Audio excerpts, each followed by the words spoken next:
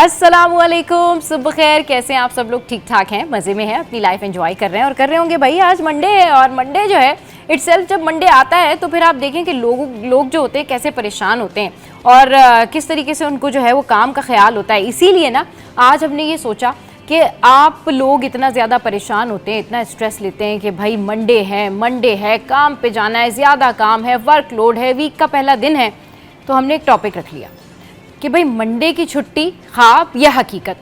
और आज हम आपको बताएंगे कि जो मंडे की पहला दिन होता है वीकेंड के बाद, जिसको बहुत अगर हम फ्लैशबैक में जाएं तो उसको कहते थे कि day after Sunday the day is ancient, ठीक है ना। तो ये क्या है और इसकी क्या प्रॉब्लम्स हैं, क्यों लोग मंडे से इतना खौफ खाते हैं, मंडे का नाम चेंज करके जो है वो ट्यूसडे रख लें तो टेंशन नहीं होगी। तो इस हवाले से जो है वो सारी बातें आज हम करेंगे हमारे ख़ास किस्म के टॉपिक में। लेकिन उससे पहले जो है वो आपके साथ में मैं शेयर करती हूँ आपके लिए बहुत सारी बेनिफिशियल चीज़ें।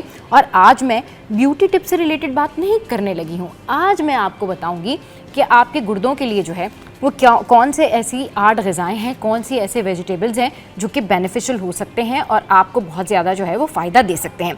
तो भाई आप अगर अपनी किडनी को रखना चाहते हैं सेहतमंद, अगर आप चाहते हैं कि आपकी किडनी सेहतमंद रहे, आप चाहते हैं कि आप जो है वो एक हेल्दी लाइफस्टाइल गुजारें और प्रॉपर रहें, तो उसके लिए ये 8 ग़िज़ाएँ जिनके मैं आपको नाम बता रही हूँ, इनमें है जी बेरीज़। आप अगर ब्लूबेरी खाएँ और रसबेरी खाएं तो ये डेफिनेटली आपको बहुत ज़्यादा जो है वो फ़ायदा देंगी। इसके अलावा जो नेक्स्ट अगर मैं बात करूं तो वो सब्ज़ पत्तों वाली जो है वेजिटेबल्स हो सकते हैं उसके अंदर। और इसके अलावा जो है ये रेड चिलीज़ आप देख रहे हैं, तो ये रेड चिलीज़ जो हैं ये आपको खानी चाहिए। इसके अलावा ये ब्राउन राइस हैं जो कि आप खा सकते हैं, आपके गुर्दों के लिए बहुत बेनिफिशियल है। एंड आप मछली खा सकते हैं जिसके अंदर फ़ैट हो, ओमेगा 3 हो, तो वो आप खा सकते हैं। पानी जो है उसकी इंटेक आपने बहुत ज़्यादा रखनी है, मुनासिब इंटेक रखनी है। इसके अलावा ये जो आप देख रहे हैं बंद गोभी, ये बहुत जो है वो कमाल रहती है गुर्दों से रिलेटेड। अच्छा जी, ये आप देख रहे हैं लहसुन, ये बड़ा ज़बरदस्त रहता है। और इसके अलावा ये आप देख रहे हैं मछली, अगर आप ये अपनी ग़िज़ा में शामिल करते हैं और खाते हैं तो डेफ़िनेटली। और ये सेब, हमारे पास जो ये सेब आप देख रहे होंगे कि ये अगर आप खाते हैं तो आपकी जो डाइट है वो बड़ी ज़बरदस्त रहेगी और ये आपके गुर्दों के लिए जो है वो बहुत ज़्यादा फ़ायदेमंद है और गुर्दों के लिए बहुत ज़्यादा बेनिफिशियल है। अच्छा जी, अभी नेक्स्ट बढ़ते हैं और आपको बताते हैं कि दुनिया भर में आज क्या हो रहा है। तो भाई दुनिया भर में आज वर्ल्ड अफ्रीकन हेरिटेज डे मनाया जा रहा है। अच्छा जी, ये जो दिन मनाया जा रहा है इसका मकसद ये है कि जो अफ्रीका की उनकी जो पूरी हिस्ट्री है, उनकी जो इमारात हैं, उनका जो हेरिटेज है, उसके हवाले से जो है वो आज का दिन अफ्रीका में सेलिब्रेट किया जाता है और वो अपने कल्चर को सेलिब्रेट करते हैं। और अफ्रीकन वर्ल्ड हेरिटेज डे जो होता है वो हर साल 5 मई को मनाया जाता है और इस दिन ये अपने कल्चर को प्रमोट करते हैं। इनका कल्चर जो है वो बहुत ज़्यादा कलरफुल है। इनके कल्चर में आपको काफ़ी सारी ट्रेडिशनल चीज़ें देखने को मिलेंगी। इनकी शादियाँ जो हैं वो बड़ी डिफरेंट होती हैं, इनकी डांसिंग जो है वो बड़ा मशहूर है, इनके कपड़े जो हैं वो बड़े फेमस होते हैं और इनके यहाँ जो फोटोग्राफी होती है, इनके जो जंगलात हैं, इनकी जो ओवरऑल एक ट्रेडिशन है ना वो बड़ी कलरफुल है, वो बड़ी आपको नज़र आएगी कि जी बहुत ज़्यादा एनहांसिव है। इसके अलावा इनका जो ये बैकयार्ड्स की जो इनकी जो हेरिटेज है वो आप देखेंगे तो आपको पता चलेगा कि जी इनकी जो हेरिटेज है, इनकी जो हिस्ट्री है वो कितनी रिच है। अच्छा जी, आगे बढ़ते हैं और अभी आपको बताते हैं कि एक और टोटका। अब क्या होता है कि गर्द आलूद हवाएं जो हैं वो चल रही हैं। अच्छा, अब उसके अंदर आप जा रहे हैं, बाइक पर जा रहे हैं, पैदल जा रहे हैं या गाड़ी से उतरकर मॉल तक जा रहे हैं, किसी शॉप तक जा रहे हैं। सो क्या होता है कि बड़ा धूल मिट्टी, और आपने अगर लेंस लगाई हुई है या इवन सनग्लासेस भी वियर किए हुए हैं, उससे आप हो जाते हैं इफेक्ट। तो उसके लिए ये टोटका है, क्विक टोटका। आपने क्या करना है, आपने करना है 1 चम्मच नारियल का तेल लेना है और उसमें आधा चम्मच जो है एलोवेरा जेल मिलाना है। अच्छा, फिर उसको आपने चेहरे, हाथों और गर्दन पर हल्की तह की सूरत में लगाना है। अच्छा, फिर उसके बाद आपने उसका मिक्सचर बना के जिल्द पर हिफाजती तह जो है वो बनानी है और फिर उसके बाद जो है वो धूल मिट्टी और आलूदगी को बराह रास्त जिल्द पर जमने से रोकता है। अच्छा, ये ज़रा सा थोड़ा मैं आपको क्लियर करूँ कि ये जो मिक्सचर है ये आपकी स्किन पर एक प्रोटेक्टेड लेयर बना देता है, जिसकी वजह से जो धूल है या मिट्टी है, जो पोल्यूशन है वो स्टे नहीं कर पाती है आपकी स्किन पे। तो फिर ये जो डायरेक्टली आपके ऊपर कोई भी अगर धूल मिट्टी या फिर बैक्टीरियाज वगैरह हैं तो वो फिर इम्प्लीमेंट नहीं हो पाती और इससे आपकी स्किन जो है वो रहती है बड़ी फ्रेश और तरोताज़ा। अच्छा जी, अब कुछ बात कर लेते हैं सिटी अपडेट्स के हवाले से। तो सिटी अपडेट्स में सबसे पहले आप लोगों की फेवरेट और जल्दी से दाल माश के क्या स्टैटिक प्राइस हैं और क्या स्टैटिक रेट्स हैं, ये मैं आपके साथ में शेयर करती हूँ। और दाल माश जो है वो कुछ इस तरीके से है कि दाल माश के जो प्राइस हैं जनाब वो हैं 405, उसके अलावा मूंग के प्राइस जो है 310, उसके अलावा मसूर के प्राइस जो है 250, दाल चना जो है 340 और फिर काबली चना जो है वो है 310। इसके साथ साथ जो है वो मैं आपको चिकन के प्राइसेस बताती हूँ। और चिकन के जो प्राइसेस हैं वो क्या हैं? चिकन के प्राइसेस हैं जनाब के 650। अच्छा, ये स्टैटिक रेट्स हैं, आप किन रेट्स पर खरीदते हैं आई डोंट नो, लेकिन बताते भी नहीं है कि आप कौन से रेट्स पर जो है ये खरीदते हैं। इसके अलावा भाई हमारे पास जो बीफ है वो है 1150 and we have mutton 2000 and we have egg 260। तो ये तो हो गए हमारे रेट्स जो कि मैंने आपको बताए। इसके अलावा पोल्ट्री रेट्स, इसके अलावा भी बढ़ते हैं और आपको बताते हैं कि जी आज वो कैसा रहेगा। और आज जो मौसम है, आज जो मौसम का हाल है वो मैं आपको बताती हूँ कि दिन भर जो है वो एक्यूरेसी क्या रहेगी मौसम की, 10 बजे क्या सूरत हाल रहेगी और जो है वो 12 बजे जो है वो क्या सूरत हाल रहेगी। तो we have weather on our screen. 34 centigrade जो है वो रहेगा 11 AM, फिर 36 रहेगा 12 PM, फिर 35 रहेगा 1 और फिर उसके बाद वी हैव 2 PM 35 सेंटीग्रेड हो जाएगा। अच्छा, इसके बाद जल्दी से बढ़ते हैं और आप जानते हैं कि करेंसी रेट्स जो हैं वो क्या हैं, माल का हाल क्या है, क्योंकि ये जानना बड़ा ज़रूरी है।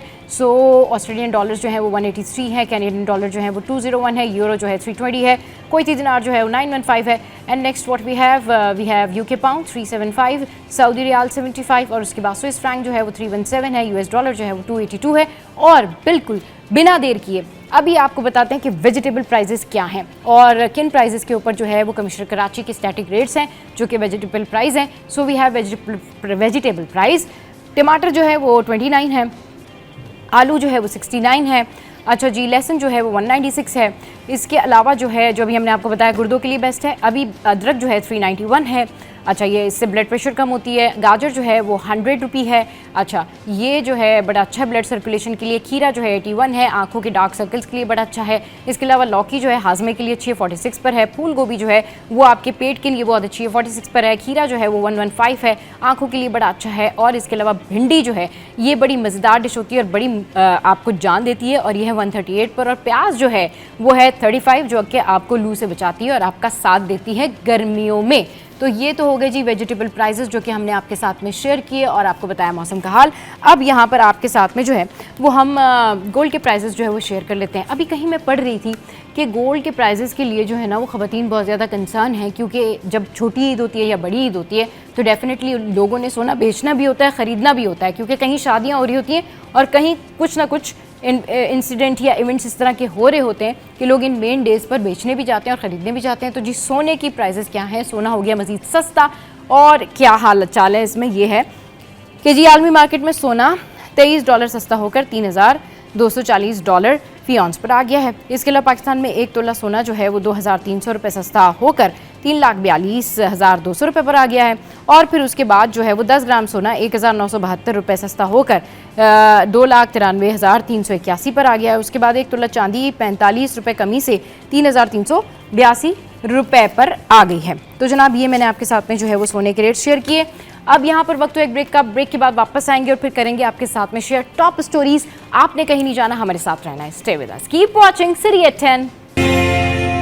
आजकल जो करंट अपडेट्स हैं, आजकल जो करंट चीज़ें हैं, उस लिहाज से जो है वो अगर बात की जाए तो मैं थोड़ी सी बात करती हूँ फैशन के ऊपर या फिर मैं थोड़ी सी बात करती हूँ लोगों के लाइफस्टाइल के ऊपर। तो लोगों का जो लाइफस्टाइल है ना वो एक तरीके से काफ़ी ज़्यादा जो है वो अब चेंज होता जा रहा है। वो इस तरह से कि गर्मियाँ आती हैं तो पहनावे चेंज हो जाते हैं, गर्मियाँ आती हैं तो बहुत सारी चीज़ें जो हैं वो आप चेंज करते हैं, जैसे कि आप अपने ड्रेसेस चेंज करते हैं। अच्छा, लॉन में भी ना बहुत सारी क्वालिटीज़ अब आ गई हैं, लॉन की बहुत सारी क्वालिटीज़ आ गई हैं। और उसमें क्या होता है कि इस तरह के जब आप लोग लॉन ख़रीदने जाते हैं और जब आप लॉन लेते हैं तो बहुत सारे लोग आजकल शादियों में भी लॉन के कपड़े इस्तेमाल करते हैं। लेकिन वो लॉन जो कि नॉर्मल लॉन होती है और वो लॉन जो कि एक पार्टी वेयर लॉन होती है उसमें बहुत ज़्यादा फ़र्क होता है और बहुत सारे लोग ये फ़र्क जो है वो पहचान नहीं पाते। उसकी रीज़न क्या होती है? उसकी रीज़न ये होती है कि उनको ये लगता है कि एक ब्रांड में अगर सारी जितने भी ड्रेसेस वहाँ पर रखे हुए हैं तो उसका मतलब ये है कि सारी जो लॉन है शायद वो पार्टी वेयर। ऐसा नहीं होता। सेल प्राइस वालों की जो लॉन होती है वो अलग होती है और जो दूसरी लॉन होती है, जो कि पार्टी वेयर लॉन होती है, वो डेफिनेटली थोड़ी डिफरेंट होती है। तो चले, ये तो हो गई वो बात, और इसके ऊपर डिटेल डिस्कशन भी करेंगे कि कभी कभी 12,000 का सूट जो है वो 6,000 में लगा होता है और फिर लोगों को लगता है शायद वो पार्टी वेयर है, लेकिन एग्जैक्टली लॉन के वो ड्रेसेस जो कि पार्टी वेयर हैं और शादियों में पहनने के काम आते हैं, वो ड्रेसेस बेसिकली कौन से होते हैं, और आम ड्रेसेस जो कि आप अच्छा जी, तो अब आपको मिलवाते हैं हमारे जो करस्पॉन्डेंट्स हैं। इस वक्त वो यहाँ पर मौजूद हैं, आजिज़ भाई और उनके साथ हैं खुर्शीद भाई। अस्सलाम वालेकुम, वेलकम टू द शो। कैसे हैं आप? ठीक ठाक हैं? वालेकुम अस्सलाम वरहमतुल्लाह। अच्छा जनाब, मंडे का दिन है और मंडे के दिन आती हैं बड़ी सारी खबरें, और मंडे के दिन होती हैं बहुत सारी जो है ना वो ऐसी चीज़ें कि जिसकी वजह से आप कहते हैं कि अच्छा आप कौन सी खबर पिक करें, कौन सी खबर पिक ना करें। तो अगर आपके पास इनफैक्ट खबर ना भी हो ना, तब भी आपको पता होता है कि जी आज हालात क्या चल रहे हैं। जी कराची का मौसम जो है वो कुछ इस तरीके से रहेगा कि हवाएं चलेंगी, गर्द आलूद रहेगा, और इसके अलावा जो है सिंध भर में अब यही कहा जा रहा है कि झक्कड़ और जो हवाएं हैं उनका चलने का इम्कान है। सेकंड अगर मैं बात करूं तो जिस तरीके से हमारा शहर कायद है और यहाँ रोज़ नई नई SOPs बनती हैं, बिगड़ती हैं, उस हवाले से भी आज होगी बात कि भाई पानी जो है वो बहुत सारे एरियाज़ में नहीं आ रहा है, कई इलाके ऐसे हैं जो कि पानी से महरूम हैं। इसके अलावा अगर मैं बात करूं कि हमारे सिटी 21 पर रोज़ाना हम आपको वो ख़बरें देते हैं जो ख़बरें शायद आपको कहीं नहीं मिलती, और ये वो ख़बरें होती हैं जो कि सिर्फ सिटी 21 आपके लिए लेकर आता है और एक्सक्लूसिव ये ख़बरें ब्रेक करता है। और हमारा जो सिटी एट 10 है इसमें हम ये ख़बरें जो है वो शेयर करते हैं। और एक ख़बर आई इंटरनेशनल फ्रॉड ग्रुप के हवाले से, जिसको 8 अप्रैल को हमारे मॉर्निंग शो में भी डिस्कस किया गया, और जैसे ही ये खबर सिटी 21 पर चली, इस खबर का असर ये हुआ कि इस हवाले से इम्प्लीमेंट होना शुरू हो गया, क्रैकडाउन होना शुरू हो गया। इस हवाले से जो FIA है वो हरकत में आई, और फिर उसके बाद जो है हमने देखा कि कितने ज़्यादा जो है वो इसके ऊपर इक़दामात लिए गए और किस तरीके से FIA ने क्रैकडाउन किया। इसमें जो लोग इन्वॉल्व थे, जो बंदा इन्वॉल्व था, उसका बेटा और वो ख़ुद, उसका नाम पॉपअप हुआ, और जो कारोबारी शख्सियत हैं जो इससे मुतासर हुई थी, उन्होंने इस हवाले से बाकायदा तौर पर आवाज़ उठाई। और उसके बाद जब ये तमाम तर मामला सिटी 21 पर नशर हुआ तो आपने देखा कि किस तरीके से यहाँ पर इम्प्लीमेंट हुआ। आजिज़ भाई हमारे साथ मौजूद हैं जिन्होंने ये रिपोर्ट किया और ये रिपोर्ट लेकर आए और उसके बाद तहलका मचाया उन्होंने। आजिज़ भाई, अब आपने जिस तरीके से 8 अप्रैल को यहाँ डिस्कशन किया था, उसके बाद अब देखें कि किस तरीके से तेज़ी से यहाँ पे क्रैकडाउन हुआ, और आप ज़रा मुझे बताएं इनसाइड स्टोरी क्या है कि कल जो है वो हुआ क्या, और इसका अब जो इसकी फॉलोअप है, जो करंट अपडेट है वो क्या है।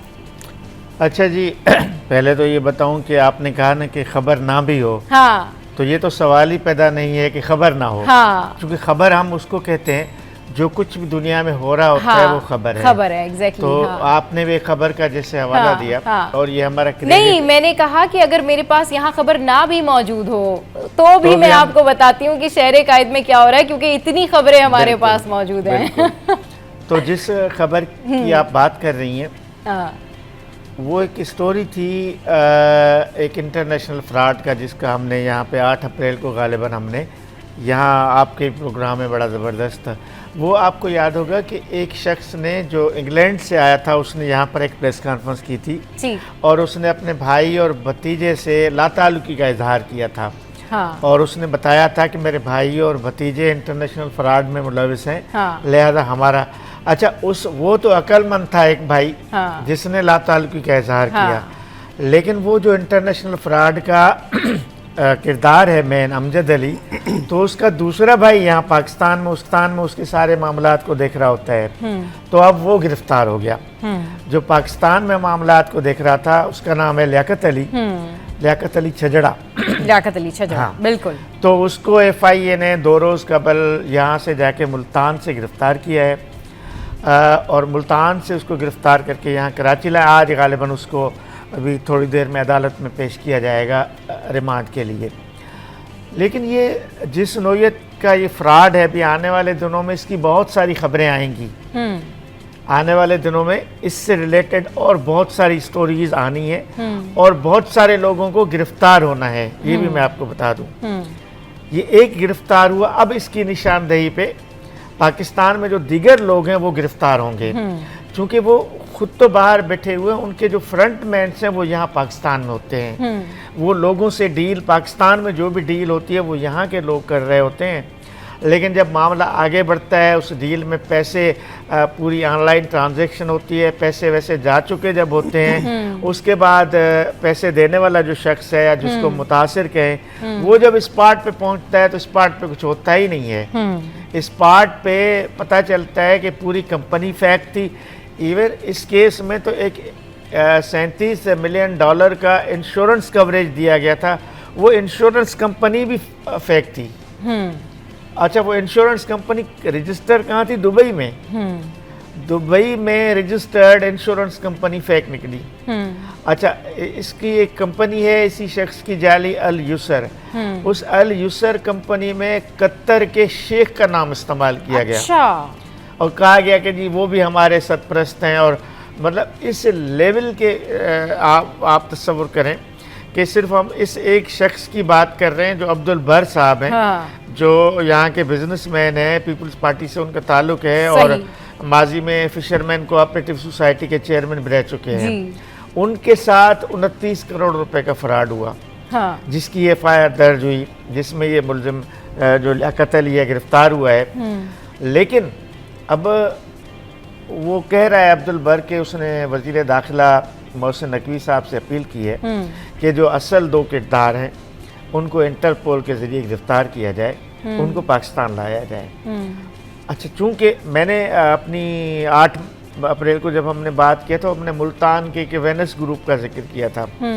सिर्फ मुल्तान से ही 6-8 अरब रुपए का फ्रॉड हुआ सिर्फ मुल्तान के एक शहर में। तो आप अंदाज़ा करें तो बाकी कितने ऐसे लोग मुतासिर हुए होंगे, बाकी कितने लोग अरबों रुपए का ये फ्रॉड है और डॉलर्स में पैसे जाते हैं। यानी वो बाहर बैठ के, ये जो कंपनी है अब्दुल बर साहब की, लाइट कंपनी का नाम है, लाइट कंपनी यहाँ भी रजिस्टर्ड है, अमेरिका में रजिस्टर्ड है। अच्छा, इन्होंने डील अमेरिकन जो उनकी ब्रांच थी उससे की, तो उन्होंने को $1 मिलियन पैसे दिए अमेरिकन। अच्छा, हाँ, $1 मिलियन अमेरिका में डील हुई। फूड चेन की डील थी कि 3 कंपनीज दी गई जिनके कोई तकरीबन 3-4 हज़ार मुलाजमीन को रोज़ाना फूड सप्लाई करना था, है ना। डील हुई $1 मिलियन का, उसने इन्वेस्टमेंट किया, इंश्योरेंस शेल्टर था, उसने पैसे दिए। उसके बाद उसको जो बताया गया कि फ़िलां जगह पे फूड की सप्लाई है। जब उस कंपनी का नुमाइंदा गया वहाँ पे ओमान में और कतर में ये फूड चेन का मुआहदा हुआ, वो जब उसका नुमाइंदा ओमान और वहाँ तो कुछ है ही नहीं।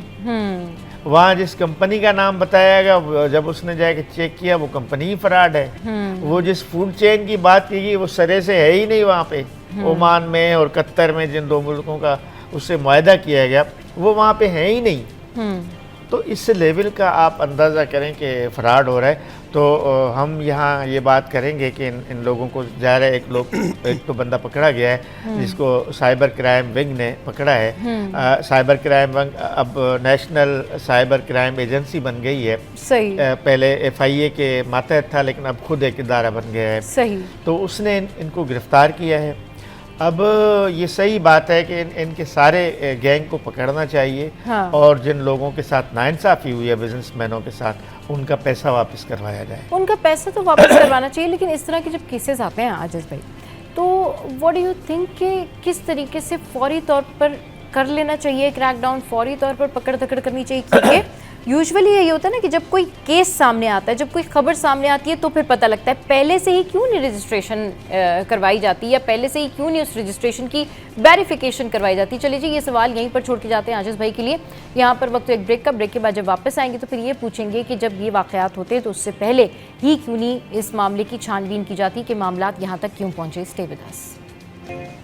Welcome back. तो जनाब आजिज़ भाई हमारे साथ हैं और खुर्शीद भाई हमारे साथ हैं। तो उससे पहले जो है आपके साथ कुछ और करंट अपडेट्स में शेयर कर लेती हूँ। इंटरमीडिएट के जो एग्ज़ाम्स हैं वो आज से शुरू होने जा रहे हैं और हैदराबाद में जो है वो आज ये एग्ज़ाम्स होंगे। बाज़ाब्ता तौर पर जो है वो सिक्योरिटी के सख्त इंतजाम किए गए हैं और 2 शिफ्ट्स में जो है ये एग्ज़ाम्स लिए जाएंगे, जिसमें मुख्तलिफ ग्रुप्स हैं, जनरल साइंस है, इसके अलावा जो दूसरे ग्रुप्स होते हैं उनको भी इंक्लूड किया गया है। और जो बोर्ड है, इंटर बोर्ड है, उसकी जानिब से यकीनी बनाया गया है कि जो तलबा और तलबात हैं उनको किसी किस्म की परेशानी परेशानी का सामना नहीं होगा। समहाउ यूजुअली जो तालबात होते हैं या तलबा होते हैं वो यही जिक्र कर रहे होते हैं कि अंदर जो है वो किस तरीके से चीटिंग की गई, या फिर जो है वो पंखा नहीं चल रहा था या लाइट के जो इंतज़ामात थे वो नहीं थे। तो आज ये खबर मैं आपके साथ में शेयर करती हूँ कि आज से जो इंटरमीडिएट के एग्ज़ाम्स हैं वो शुरू होने जा रहे हैं। इसके अलावा कराची और हैदराबाद जो है दोनों ही जगहों पर सिक्योरिटी के हवाले से सख्त इंतज़ामात किए गए हैं। तो ये मैंने सोचा कि ज़रूर आपके साथ में जो है ये आज की करंट अपडेट जो है वो शेयर करनी चाहिए। अच्छा जी, इसके अलावा जो करंट अपडेट्स हैं उनमें जो एक मेन चीज़ है वो मैं आपके साथ में शेयर करती हूँ कि सेहत के हवाले से जो है बहुत सारी बातें होती हैं गर्मियों में, और जिस तरीके से अलर्ट जारी कर दिया जाता है हॉस्पिटल्स वगैरह में भी। तो इस वक्त में जो करंट अपडेट है वो यही कि जिन्ना हॉस्पिटल जो है हमारा JPMC कराची का, वहाँ पर बहुत ज़्यादा पेशेंट्स आ रहे हैं और उन पेशेंट्स में ज़्यादातर तादाद ऐसे लोगों की है जिनको लू लग गई है या फिर गर्मी की वजह से उनको कोई इश्यूज़ हो रहे हैं या फिर मैदे के ज़्यादातर प्रॉब्लम है। तो ये सारे पेशेंट्स जो हैं वो जिन्ना हॉस्पिटल में आ रहे हैं, और गर्मियों के लिए मैं आपको यही कहूँगी कि आप ज़्यादा से ज़्यादा हो सके तो एहतियात करें। इसके अलावा जो है अगर मैं जिक्र करूं कि पड़ोसी मुल्क भारत जिस तरीके की हरकतें कर रहा है, तो उसमें अब जो दीगर कंट्रीज़ हैं जैसे कि यूरोपीय यूनियन है या फिर ईरान से जो हैं उनके जो वज़ीर हैं वो पाकिस्तान पहुंचे हैं, और फिर इस हवाले से बातचीत होगी तो नया ब्रेक थ्रू होगा, नई डेवलपमेंट होगी। लेकिन भारत को हर सूरत हाल पर हर जगह पर मुँह की खानी पड़ रही है। तो अब्बास इराक़ची जो हैं वो पाकिस्तान पहुँच गए और उन्होंने पाकिस्तान का जो है वो दौरा यहाँ पर किया है। इसके अलावा जो है एक और अहम मुलाकात हुई, और वो मुलाकात हुई थी प्राइम मिनिस्टर शहबाज शरीफ की नवाज शरीफ के साथ में, और ये मुलाकात हुई थी पाक भारत कशीदा सूरत हाल के हवाले से कि दोनों ने इसके ऊपर डिस्कशन की थी। तो ये मुलाकात हुई थी। अच्छा जी, बैक टू दी आजिज़ भाई के ऊपर जो है हम वापस आ जाते हैं। आजिज़ भाई, जिस तरीके से अभी मैं बीच में न्यूज़ भी शेयर करी थी और जाने से पहले मैं जो क्वेश्चन छोड़ के गई थी, पहले क्यों नहीं वेरिफिकेशन करा ली जाती? देखिए, आजकल दुनिया में बड़ा कारोबार ऑनलाइन ट्रांजैक्शन पे होता है। जो भी बिजनेसमैन है दुनिया भर से कनेक्टेड होते हैं, और ऑनलाइन बिजनेस होता है, ऑनलाइन एग्रीमेंट्स होती हैं। ये भी ऐसे हो रहा है कि आपकी कंपनी का एक नुमाइंदा आया, वो मिला, उसने कहा कि जी मैं फ़िलहाल कंपनी का जो है वो रिप्रेजेंटेटिव हूँ, कंपनी का जो हेड ऑफिस है वो लंदन में है। तो उसने आके डील की, उसके बाद पूरा एक एग्रीमेंट साइन होता है ऑनलाइन, उसके बाद ऑनलाइन एक ट्रांजैक्शन पैसों की होती है। क्योंकि लोग आजकल देखिए ना, ग्लोबल विलेज क्या है, दुनिया सुकड़ गई है, दुनिया महदूद हो गई है। यहाँ से बैठ के लोग एक मोबाइल फ़ोन के ज़रिए पूरी दुनिया में कारोबार करते हैं। क्योंकि बिज़नेस बुनियादी तौर पे एक ट्रस्ट का बेस होता है, बिज़नेस होता ही ट्रस्ट के बुनियाद पर है। तो ये ट्रस्ट के बुनियाद पे लोगों ने बिज़नेस किया। लेकिन आजकल जिस तरह का स्कैम हो रहा है, तो इस स्कैम से बचने के लिए आप बिल्कुल ठीक कह रही हैं कि पहले तमाम चीज़ों को वेरीफाइड करना चाहिए, वेरिफिकेशन करनी चाहिए, उसके बाद बिज़नेस करना चाहिए।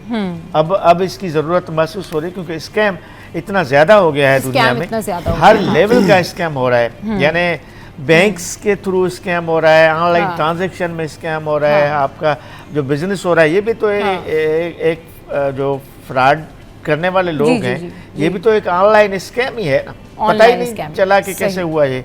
तो बचना चाहिए इससे। बिल्कुल सही कह रहे हैं कि इन तमाम तर चीज़ों से जो है ना वो बचना चाहिए। और ये तमाम तर चीज़ें इसलिए होती हैं कि अगर आपको लगता है कि आप किसी कंपनी के साथ जो है किसी किस्म का कारोबार करने जा रहे हैं या लेन देन का मामला करने जा रहे हैं, तो first you have to check properly, आप उनकी अच्छे से जो है वो वेरिफिकेशन कराएं और ये देख लें कि रजिस्ट्रेशन जो है वो प्रॉपर हो गई है या नहीं हो गई है, जिन लोगों के साथ में आप काम कर रहे हैं प्रॉपरली वर्किंग कर रहे हैं या नहीं कर रहे हैं। अच्छा जी, अब खुर्शीद भाई हमारे साथ मौजूद है, लेकिन खुर्शीद भाई की जानिब बढ़ने से पहले जो है एक और अहम खबर मैं आपके साथ में शेयर करती हूँ। और ये खबर है कि जिस तरह हमने आपको बताया था ना हज फ़्लाइट्स के हवाले से कि जी अब हज फ़्लाइट्स जो हैं वो जाना शुरू हो गई हैं, तो अब क्या हो गया है कि मस्जिदुल हराम में जो आज़मीन की आमद है उसका सिलसिला जारी है और वहाँ पर उनकी जो आमद है वो शुरू हो गई है। तो इस वाले से जो इसकी बैकग्राउंड है या डिटेल न्यूज़ है वो कुछ इस तरीके से है कि मस्जिदुल हराम में आज़मीन हज की आमद जो है वो शुरू हो गई है और विज़िट वीज़ा रखने वालों की मक्का मुकरमा या फिर मुक़द्दस मुकामात में रिहाइश पर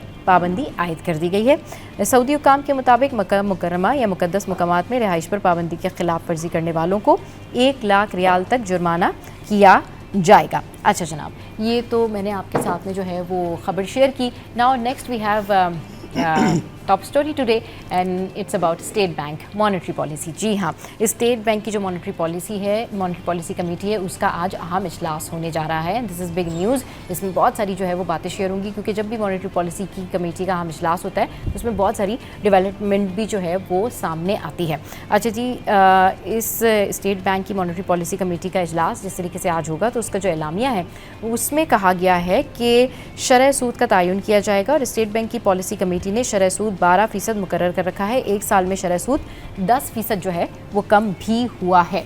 तो जनाब, ये थी टॉप स्टोरीज जो कि साथ साथ हम शेयर भी कर रहे हैं और साथ साथ जो है वो खबरों पर तजिया भी चल रहा है।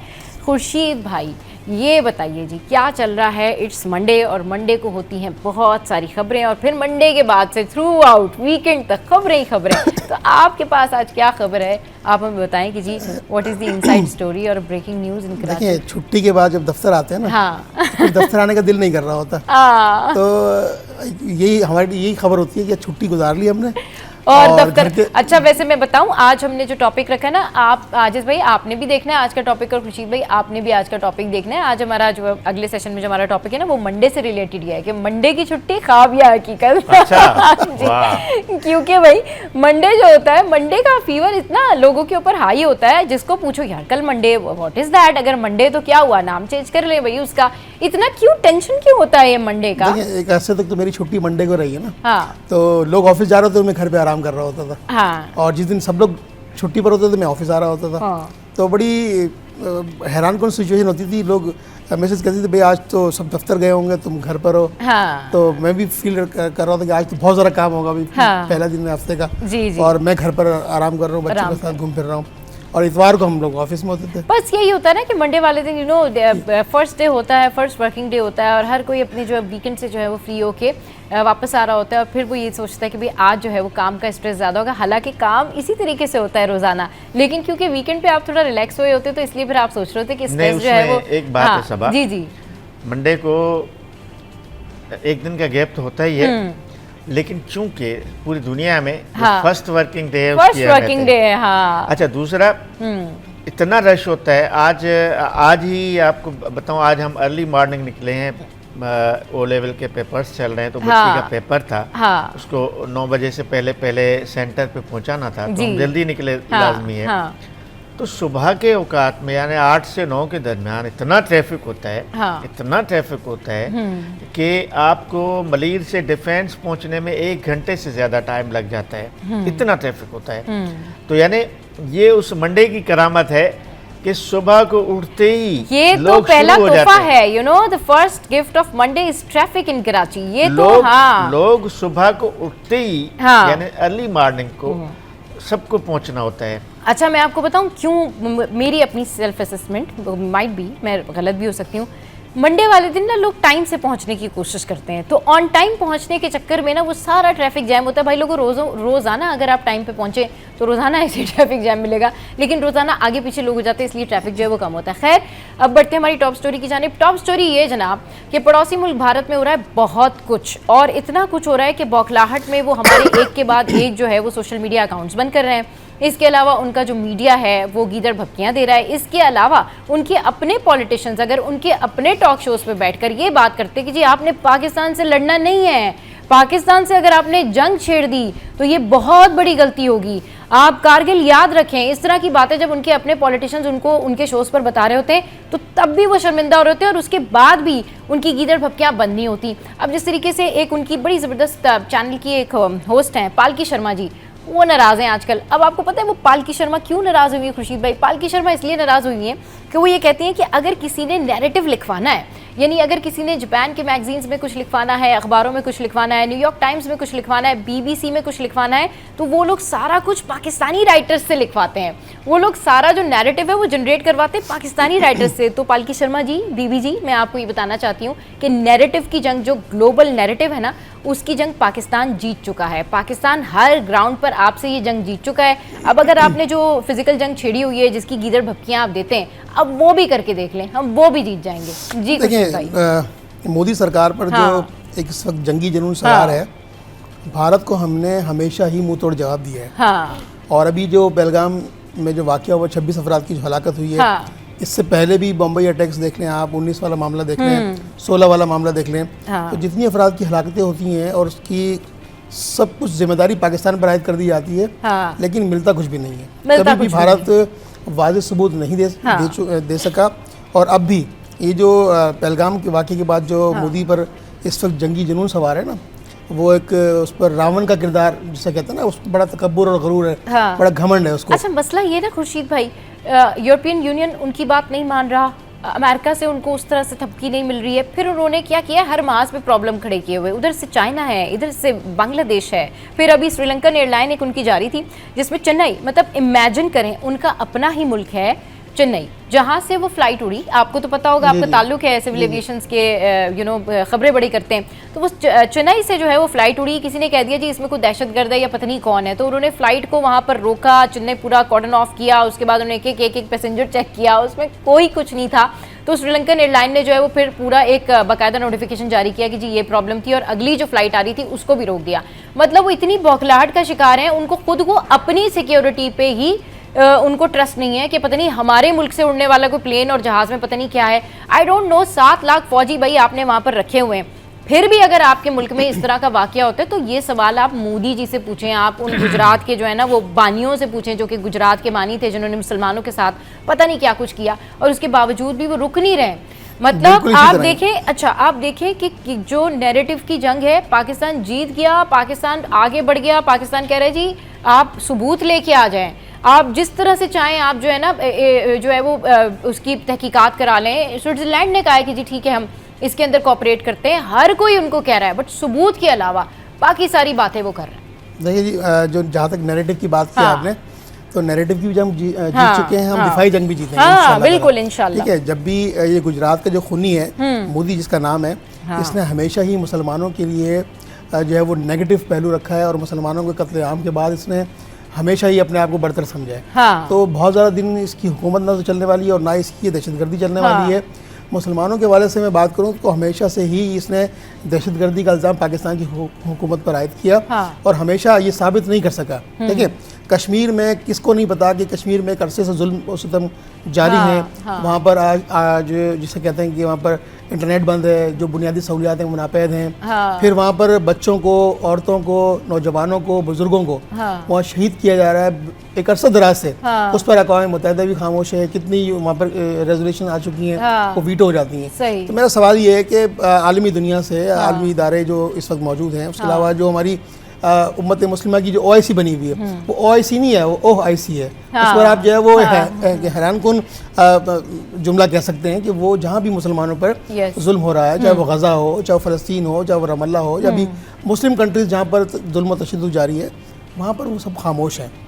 एक बड़ा जिसे कहते हैं कि सवालिया निशान है उनके ऊपर ये, और जिस पर जितनी आगुजारी की जाए उतनी कम है। तो इसी तरह भारत भी हमेशा से ही मुसलमानों पर भी जुल्म सितम ढा रहा है। और उसके अलावा जो LOC पे मामला देखें, हम तो हमारा जो भी तीनों अफवाज हैं, चाहे वो बर्री हो, बहरी हो, फ़ज़ाई हो, वो हम वक्त तैयार हैं, उनका मुंह तोड़ जवाब दे रहे हैं। तो गुज़िश्ता रात भी वो हम वक्त तैयार भी, LOC के ऊपर जो लाइन ऑफ कंट्रोल है उसमें जो निकयाल सेक्टर है और शारदा सेक्टर है, उसके अलावा रट्टा सेक्टर है, तो वहाँ पर जो फायरिंग हुई बिलाशतर, उस पर पाक फौज के जवानों ने उनका मुंह तोड़ जवाब दिया, और उनकी गने खामोश किए हैं, उनकी तोपों के रुख मोड़े हैं। और हम तो वो हैं, हम तो अमन पसंद शहरी हैं। देखिए, हम तो हमारी अमन पसंदी को इंडिया मोदी सरकार जो है वो कमजोरी ना समझे। ये हम कहते हैं कि ठीक है हम अमन पसंद शहरी हैं, और हम ये जो गीदड़ भपकियां उनकी जानिब से दी जाती है ना, उनको हमेशा पता है कि हम ये बखेड़ा नहीं स्टार्ट करते। चलिए जी ठीक है, यहाँ पर वक्त एक ब्रेक का, ब्रेक के बाद जब वापस आएंगे तो इस पर मजीद डिस्कशन करेंगे। आप हमारे साथ रहिए। Welcome back. तो जनाब, बात हो रही है कि किस तरीके से इंडिया जो है वो जारियत दिखा रहा है, और किस तरीके से इंडिया मजीद, जिसको कहना चाहिए ना कि वो स्टैटिक हुआ है, उसको समझ नहीं आ रही है कि किस तरीके से आगे बढ़ना है, किस तरीके से पीछे हटना है। क्योंकि अब पाकिस्तान से जो प्रॉब्लम उसने क्रिएट किया है, पाकिस्तान के ऊपर जो उसने इल्ज़ाम लगाया, ये बहुत बड़ी इस दफ़ा गलती कर दी है। आजिज़ भाई, ये मोदी जो है ये हमेशा इस तरह से मिसकैलकुलेट कर देते और फिर मुँह की खाते। एक मिसाल ही काफ़ी है, एक चाय का कप ही काफ़ी है। अभिनंदन को जो हमने चाय का कप पिलाया था, वो चाय का कप आज तक फतेह का निशान बना हुआ है। ठीक है, लेकिन हमारे फौज ने भी कहा है, हमारी हुकूमत ने भी कहा है कि अब चाय का कप नहीं पिलाएंगे, हाँ बिल्कुल, याद कीजिएगा कि इस अब दफा देयर इज नो फैंटास्टिक, वो फर्स्ट टाइम था हाँ, कि हमने थोड़ी सी मेहमान नवाजी की थी, हाँ, लेकिन अब अगर दूसरी किस्म की मेहमान नवाजी करेंगे, याद रखिएगा, हाँ, अगर कोई हरकत की तो ये अभिनंदन की मिसाल से सीखना चाहिए इंडिया को, बहुत है मेरा ख्याल है। हाँ, रही बात, उसके अंदर एक खौफ है, एक डर है। हाँ, ये आप अपने आप को इतना बड़ा जमहूरी मुल्क कहते हैं, आप पाकिस्तानी अदाकारों के, पाकिस्तानी सियासतदानों हाँ, के सोशल मीडिया अकाउंट्स को ब्लॉक करते हैं, बिल्कुल, सोशल मीडिया अकाउंट से डरते हैं। अभी बिलावल भुट्टो एक पॉलिटिशियन है, हाँ, एक वजीर खारजा है, वो बम तो नहीं मार रहा आपको, हाँ, वो ज्यादा से ज्यादा स्टेटमेंट देगा ना, Exactly. वो अपना ओपिनियन देगा ना, हाँ, आपके खिलाफ बात करेगा, तो आप उस बात को उसी तरह जवाब दें। और पॉलिटिकली या डिप्लोमेटिकली होता यही है कि मैंने कोई बयान दे दिया, उसके जवाब में आप उसको जवाब दे आजिज दें। भाई, इनफैक्ट उनकी तो हालात इस वक्त इंडिया में ये हुए में, भारत में, कि उनके वहाँ वो ये भी नोटिस कर रहे हैं कि उनका अपना कोई अगर मुसलमान एक्टर इस हवाले से बात कर रहा है ना, तो उसकी तो शामत आ जाती है। मैं तो बड़ा मतलब अफसोस करती हूँ, जितने मेगा स्टार हैं सारे खान, इनकी जिंदगी कितनी अजीब है। अब कुछ एंकर्स ने, जिन एंकर्स ने इंडिया के खिलाफ बात करना शुरू की, उनके प्रोग्राम्स वहां बंद कर दिए गए, बंद कर दिए गए। यानी अपने मुल्क के अंदर खौफ का आलम यह है कि पाकिस्तानियों को तो छोड़ें, पाकिस्तानी डिप्लोमेट्स को, पॉलिटिशियंस को, पाकिस्तानी एंकर्स को, अदाकारों को छोड़ें, अपने टीवी एंकर्स पे पाबंदियां लगा रहा है। बिल्कुल, अपने टीवी नहीं लोगों पे जिन्होंने थोड़ी भी बात की, या किसी ने नैरेटिव की जो आप बात कर रहे थे, जिन्होंने नैरेटिव, यानी वो जो हिंदू तवा वाला नैरेटिव है, जो इंता परस्ती का नैरेटिव है, या जो लोगों को कुचलने का नैरेटिव है, उसके खिलाफ, चूंकि बहरहाल वहाँ कांग्रेस भी तो है ना इंडिया में, ऐसे थोड़ी है कि सिर्फ बीजेपी है। कांग्रेस इस वक्त भले हुकूमत में ना हो, लेकिन कांग्रेस एक स्ट्रांग पॉलिटिकल फोर्स के तौर मौजूद है वहाँ पे कुछ रियासतों में कम्युनिस्ट पार्टी भी है, वो एक फोर्स की सूरत में वहाँ पे मौजूद है मोदी के खिलाफ। एक रेलेवेंट ये मैंने स्टैट्स कहीं पढ़े थे, इनफैक्ट परसों तरसों मैं पढ़ी थी कि वहाँ पर अब जिस तरीके से काउंटिंग हो रही है ना खुर्शीद भाई, उसमें वो ये देख रहे हैं ज़ात को, जो उनकी कास्ट होती है ना, उसको कैलकुलेट करके भी वो काउंटिंग कर रहे हैं, क्योंकि वो फिर जो आगे उनके इलेक्शंस आएंगे उसमें काम आएगा। बट समहाउ लोग ये कहते हैं कि वहाँ पर जो हिंदू रहते सारे, उनको यूनाइटेड करने के लिए भी दे आर डूइंग दिस, और इस तरह से पता भी चल जाएगा कि मुस्लिम जो है वो कितने किस तरफ हैं, क्या है। तो आप देखें कि कास्ट की बुनियाद पर काउंटिंग नहीं, मुस्लिम सिर्फ नहीं, वहाँ सिखों के खिलाफ भी, हाँ बिल्कुल, हाँ, सिखों ने पाकिस्तान की हिमायत का मुख्तलिफ इलाकों से बयानात दिए हैं। सिख कम्युनिटी ने कहा है कि हम पाकिस्तान को सपोर्ट करते हैं।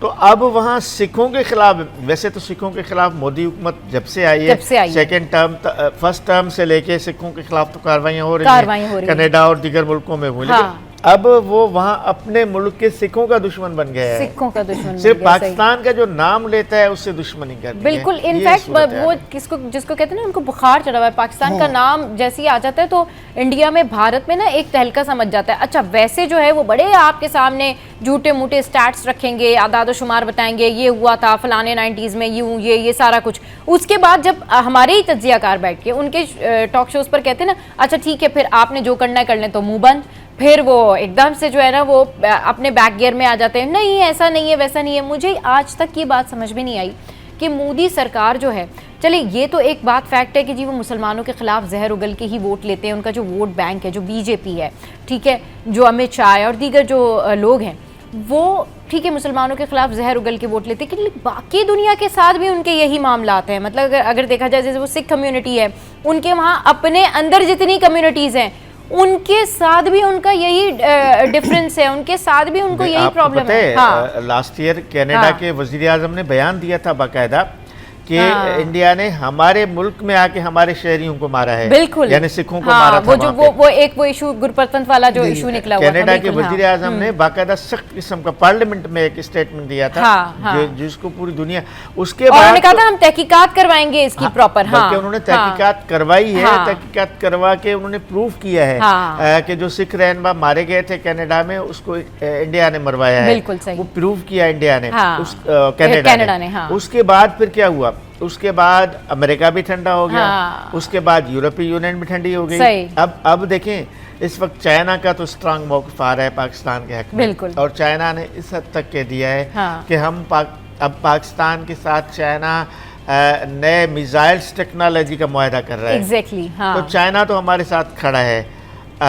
जैसे आपने भी कहा उसको थपकी थी अमेरिका की, तो अब अमेरिका भी बोल रहा है नहीं, हाँ, नहीं जंग नहीं होगी। सही, बिल्कुल हाँ। तो ये सूरत है। देखिए तुर्किया ने भी पाकिस्तान की हिमायत का ऐलान किया है, तारीफ की है पाकिस्तान के मौक़िफ़ की, और पाकिस्तान का जो अमन पसंदी का मैसेज है उसने पूरी दुनिया को जो है वो एक बड़ा मैसिव क्रिएट किया है कि भाई पाकिस्तान जो है वो हमेशा अमन पसंदी का मुजाहरा करता रहा है। उन्होंने चाय पिला के कप को जो है वो एक हवाले किया, लेकिन वो चाय को जो है वो मोदी सरकार इसको हल्का ना समझे, और हम हर वक्त तैयार हैं और हमें आजमाना नहीं। हमारा जो एक शाहीन है ना, एक शाहीन ही काफ़ी है हमारा, और दूसरा गौरी जो है वो मोदी के ऊपर जाएगा। ऐसा नहीं है कि हम लोग बिल्कुल आराम से बैठे हुए हैं। देखिए इस वक्त भी जो आज ईरान के वज़ीर ख़ारजा अब्बास इराक़ची जो आए हैं, और इसके अलावा अमेरिका ने भी ये बात कही है कि पाकिस्तान और इंडिया के दरमियान जो कशीदगी है, जो तनाव है, उसको कम होना चाहिए। ख़ित्ते की अमन इस्तेहकाम इसी में ही वाबस्ता है कि ख़ित्ते में जंगी सूरत हाल ना पैदा हो, क्योंकि दोनों ममालिक के आवाम के लिए नुकसानदेह है। ये वो मुल्क बात कर रहा है जिसने कई मुल्कों को उजाड़ा। देखिए अमेरिका ने तो अफगानिस्तान का हाशर कर दिया, फिर इंडिया ने खुद हमारे जो पड़ोसी मुल्क था हमारा, कभी हिस्सा हुआ करता था बांग्लादेश, उसमें क्या किया, मुक्ति बाहिनी से मिलके क्या उसने कत्लो गारत की। तो ये इंडिया का हमेशा से तुरंत चले जी ठीक है। बिल्कुल यहाँ पर बिल्कुल अभी जो है वो टाइम एंड अप हो गया है। खुर्शीद भाई आपका शुक्रिया, आजिज़ भाई आपका शुक्रिया, क्योंकि अभी हेडलाइंस के टाइम में तो हम हेडलाइंस की जानिब बढ़ेंगे, लेकिन उससे पहले जाते जाते आपको बताती हूँ कि कराची में जो है वो पीर मंगल को आंधी के साथ बारिश का इम्कान है। आपने कहीं नहीं जाना। Welcome back. तो जनाब इट्स मंडे, और ये जो मंडे है ना, इसका जो खौफ है बहुत सारे लोगों में होता है, और ये मंडे का खौफ इस वजह से होता है कि छुट्टी करने के बाद, बहुत रिलैक्स करने के बाद जब आप मंडे को आते हैं तो काम तो आप 6 के 6 दिन उसी तरह करते हैं, लेकिन स्ट्रेस के बायस, टेंशन के बायस आपको लगता है आज मंडे है, आज जो है वो वीक का पहला दिन है। तो मैं तो कल ये सोच रही थी कि क्या मंडे का नाम रख के ट्यूसडे कर लें, वेडनेसडे कर लें, ताकि ये प्रेशर कम हो जाए। लेकिन ये क्या इशू है, क्या वाकई मंडे को बहुत ज़्यादा काम होता है, क्या वाकई मंडे को ट्रैफिक बड़ा जैम होता है, क्या वाकई इसका कोई साइकोलॉजिकल इफेक्ट है हमारे दिमागों पे? इस पर बात करने के लिए हमारे साथ मरियम मोतीवाला मौजूद है और डॉक्टर मखदूम मौजूद हैं। अस्सलाम वालेकुम, वेलकम टू द शो। कैसे आप लोग? अल्हम्दुलिल्लाह। भाई आप लोगों से ना इतनी कुछ गेस्ट हमारे ऐसे हैं कि इतने रेगुलर और इतने प्रोमिनेंट गेस्ट होते हैं कि उन लोगों को ना बंदा बस डायरेक्ट बात करना शुरू करते हैं। यकीन करें, मैं बहुत सारे गेस्ट जो हमारे फॉर्मल गेस्ट आ रहे होते, जो रेगुलर गेस्ट नहीं होते, उनको मैं बड़े उससे कहती हूँ जी वेलकम टू द शो, और अब ये हमारी फैमिली की तरह है। तो हम लोग जब इनसे बात करते हैं ना, तो ऐसा लगता है बस हम लोग ड्राइंग रूम में बैठे हुए हैं और जब बातें चल रही हैं और चाय शाय पी रहे हैं। तो आज बस हमने इनसे इसी तरह की बातें करनी है कि ये बात बताएं कि मखदूम, क्या वाकई दिमागों पे कोई असर होता है इस बात का कि आज मंडे है, मतलब आज छुट्टी नहीं करनी है, आज जाना है, आज हर काम जो है वो परफेक्टली करना है, आज स्ट्रेस ज़्यादा है? देखिए सबसे पहले तो बात ये है कि चूंकि एक छुट्टी होती है, काफ़ी सारे ऐसे इंस्टीट्यूट हैं जहाँ पे सैटरडे इसको 2 दफ़ा बोले आपके, पहले तो एक छुट्टी होती है, ये फोकस करके बोला गया। बिल्कुल ऐसे नहीं, वो तो लोगों को तो छुट्टी संडे को भी मिलती है। अब हमसे कोई पूछे कि हमें तो वो कभी कभी नसीब होती है, तो हमारा तो खैर मतलब वही सिलसिला होता है। तो मैं ये कह रहा था कि काफ़ी इंस्टीट्यूट्स हैं कि जहाँ पे सैटरडे संडे दोनों दिन ना ऑफ होता है, तो एक लॉन्ग वीकेंड होता है उस पर। तो उसके बाद फिर मंडे को जाने के लिए यही होता है कि यार मंडे भी छुट्टी हो जाए। अब अगर बिल फर्ज करते हैं कि उनको मंडे भी छुट्टी दे दी जाए, फिर वो ट्यूसडे को वही स्ट्रेस, वही चीज़ें आ जाएंगी कि जो मंडे के लिए होती है। मतलब अगर हम यहाँ पर ये बात करेंगे भाई मंडे का नाम ट्यूसडे रखते हैं, तो ट्यूसडे भी फिर बुरा लगने लगेगा जैसे हमें मंडे लगता है। तो ये सिलसिला है। और उसके अलावा जो है वो कुछ ऐसे हैं कि जिसमें सिर्फ सैटरडे संडे जो है ना वो ऑफ होता है, तो उनके लिए फिर ये दुख का बायस होता है कि बस एक ही दिन छुट्टी हुई, अब अगेन दोबारा से जाते हैं। अब स्ट्रेस की जहाँ तक बात है या फिर वो चीज़ें हैं, तो वैसे तो नॉर्मली चीज़ें चल रही होती हैं, क्योंकि ऑफ का दिन होता है तो हमें संडे वाले दिन ऐसा लगता है कि अब सब चीज़ें ना बड़ी अच्छी हैं, रिलैक्स माहौल है,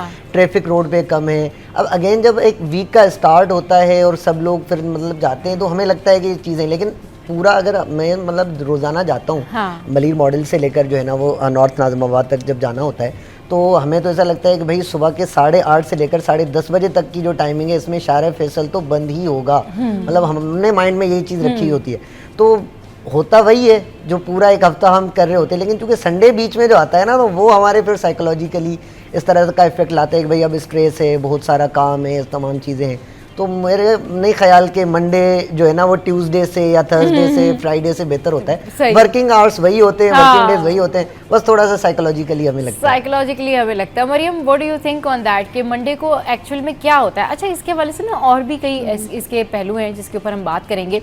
ये बताएं कि आपको खुद, क्योंकि क्या होता है कि फीमेल्स का तज्जिया ना थोड़ा डिफरेंट होता है, क्योंकि हर किसी के अपने अपने काम होते हैं ना, तो आप क्या समझती हैं बीइंग अ फीमेल कि मंडे वाकई स्ट्रेसफुल होता है? मंडे वाकई स्ट्रेसफुल होता ही है, because of course as a female with kids also, तो होता है कि संडे वो छुट्टी का दिन था, आराम था, अब मंडे को सुबह उठना है, जल्दी जाना है, बच्चों को स्कूल भेजना है, काम पे जाना है, तो और फिर सारी चीज़ें, संडे को कोई खाना नहीं पकता, मंडे को वो दोबारा रूटीन सारी शुरू हो जाती हैं, तो इसलिए वो स्ट्रेस लेवल हाई होता है। एंड ऑन अ साइकोलॉजिकल ऐसा से बताना चाहूँगी कि हमारे अंदर कुछ हार्मोन्स होते हैं जो हमारा ब्रेन रिलीज करता है, तो थ्रू आउट द वीक हमारा जो कॉर्टिसोल लेवल होता है, जो हमारा स्ट्रेस हार्मोन होता है, वो बहुत हाई लेवल पे चल रहा होता है। सही। और जैसे ही फ्राइडे आता है वो कॉर्टिसोल लेवल कम होके डोपामिन लेवल हाई हो जाता है, and dopamine level is the happy hormone. तो जो हमारा वीकेंड पे अक्सर डोपामिन लेवल जो होता है वो हाई चल रहा होता है, तो इसीलिए जब संडे की शाम आती है तो वो अगेन लो होता है और कॉर्टिसोल लेवल हाई होने लगता है, जिसकी वजह से हमें पैनिक और स्ट्रेस ज़्यादा होता है। क्योंकि हमारे पाकिस्तान में हमें सिर्फ एक छुट्टी मिलती है, तो हमारा कॉर्टिसोल लेवल को जब तक वो थमने लगता है और डोपामिन बढ़ने लगता है, वो कॉर्टिसोल वापस हाई हो जाता है, तो हमें वो बॉडी को रेस्ट नहीं मिलता, जिसकी वजह से हम देखा करें संडे को हम ज़्यादातर लोग जो होते हैं वो बाहर निकलने से बेहतर होता है घर में रिलैक्स कर लें, घर में रिलैक्स कर लें, क्योंकि ताकि एक कल तो फिर छुट्टी काम पे जाना है ना, हाँ, ये तो जिसकी वजह से आई थिंक हमारा। अच्छा मरियम, ये बताएं कि क्या करना चाहिए? ठीक है, मंडे को तो काम पे आना है, लेकिन अगर किसी ने संडे को घूमना फिरना है तो वो फिर इशू ये होता है जी हम आराम कब करेंगे, क्योंकि रीज़न ये होती है, चले जो लोग सैटरडे को अर्ली फ्री हो जाते हैं वो घर जाके सो जाएंगे, समथिंग लाइक दैट। बट अब क्या होता है कि जो लोग सैटरडे को ही देर से फ्री होते हैं या शाम को फ्री होते हैं, तो उनके पास सैटरडे का भी जो एक हाफ ऑफ पोर्शन होता है ना इवनिंग,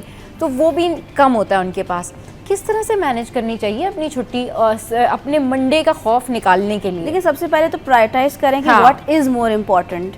अगर आपको लगता है कि घर ज़्यादा इम्पॉर्टेंट, घर की चीज़ों को देखना ज़्यादा इम्पॉर्टेंट है, तो आप भी छोटे से स्टार्ट करें। ज़रूरी नहीं है कि हर चीज़, हर कमरा कर लें आज, या मैं आज जो सारा सब कुछ कर लूँ। मैनेजेबल गोल्स बनाने होते हैं, तो जब आप मैनेजेबल गोल्स बनाते हैं कि चलें आज मैं ना आज एक कमरा कर लूँगी, आज मैं जो बच्चों को भी बाहर घुमाने लेके जाना है, तो मैनेज करना है, थोड़ा ब्रेक डाउन, जितना अपने काम को ब्रेक डाउन करेंगे उतना आपके लिए जो है next day will be less stressful, क्योंकि आपको होगा कि आप संडे वाले दिन भी हड़बड़ में रहे, फिर आपको मंडे को जाना है वो भी हड़बड़ रहेगा, तो आपकी बॉडी जो रेस्ट स्टेट में गई नहीं है। तो जितना आप मैनेज छोटे छोटे गोल्स को आप बनाएंगे उतना ज्यादा आपके लिए बेहतर होगा। सही। अच्छा, ये ना लोगों के काम पर भी डिपेंड करता है कि वो किस नौइयत का काम करते हैं। अगर तो वो हमारी तरह न्यूज़ में है, ठीक है, तो डेफिनेटली फिर उनको 24/7, वो तो फिर संडे हो तो मंडे हो तो फिर जो भी हो, फिर जो है वो तो यही होता है कि जी आपने क्या करना है कि जी आपने हर टाइम व्हाट्सएप पे कनेक्टेड रहना है, whatever you are doing, wherever you are going, आपको हमेशा न्यूज़ का ध्यान रखना है कि कौन सी न्यूज़ है और क्या है।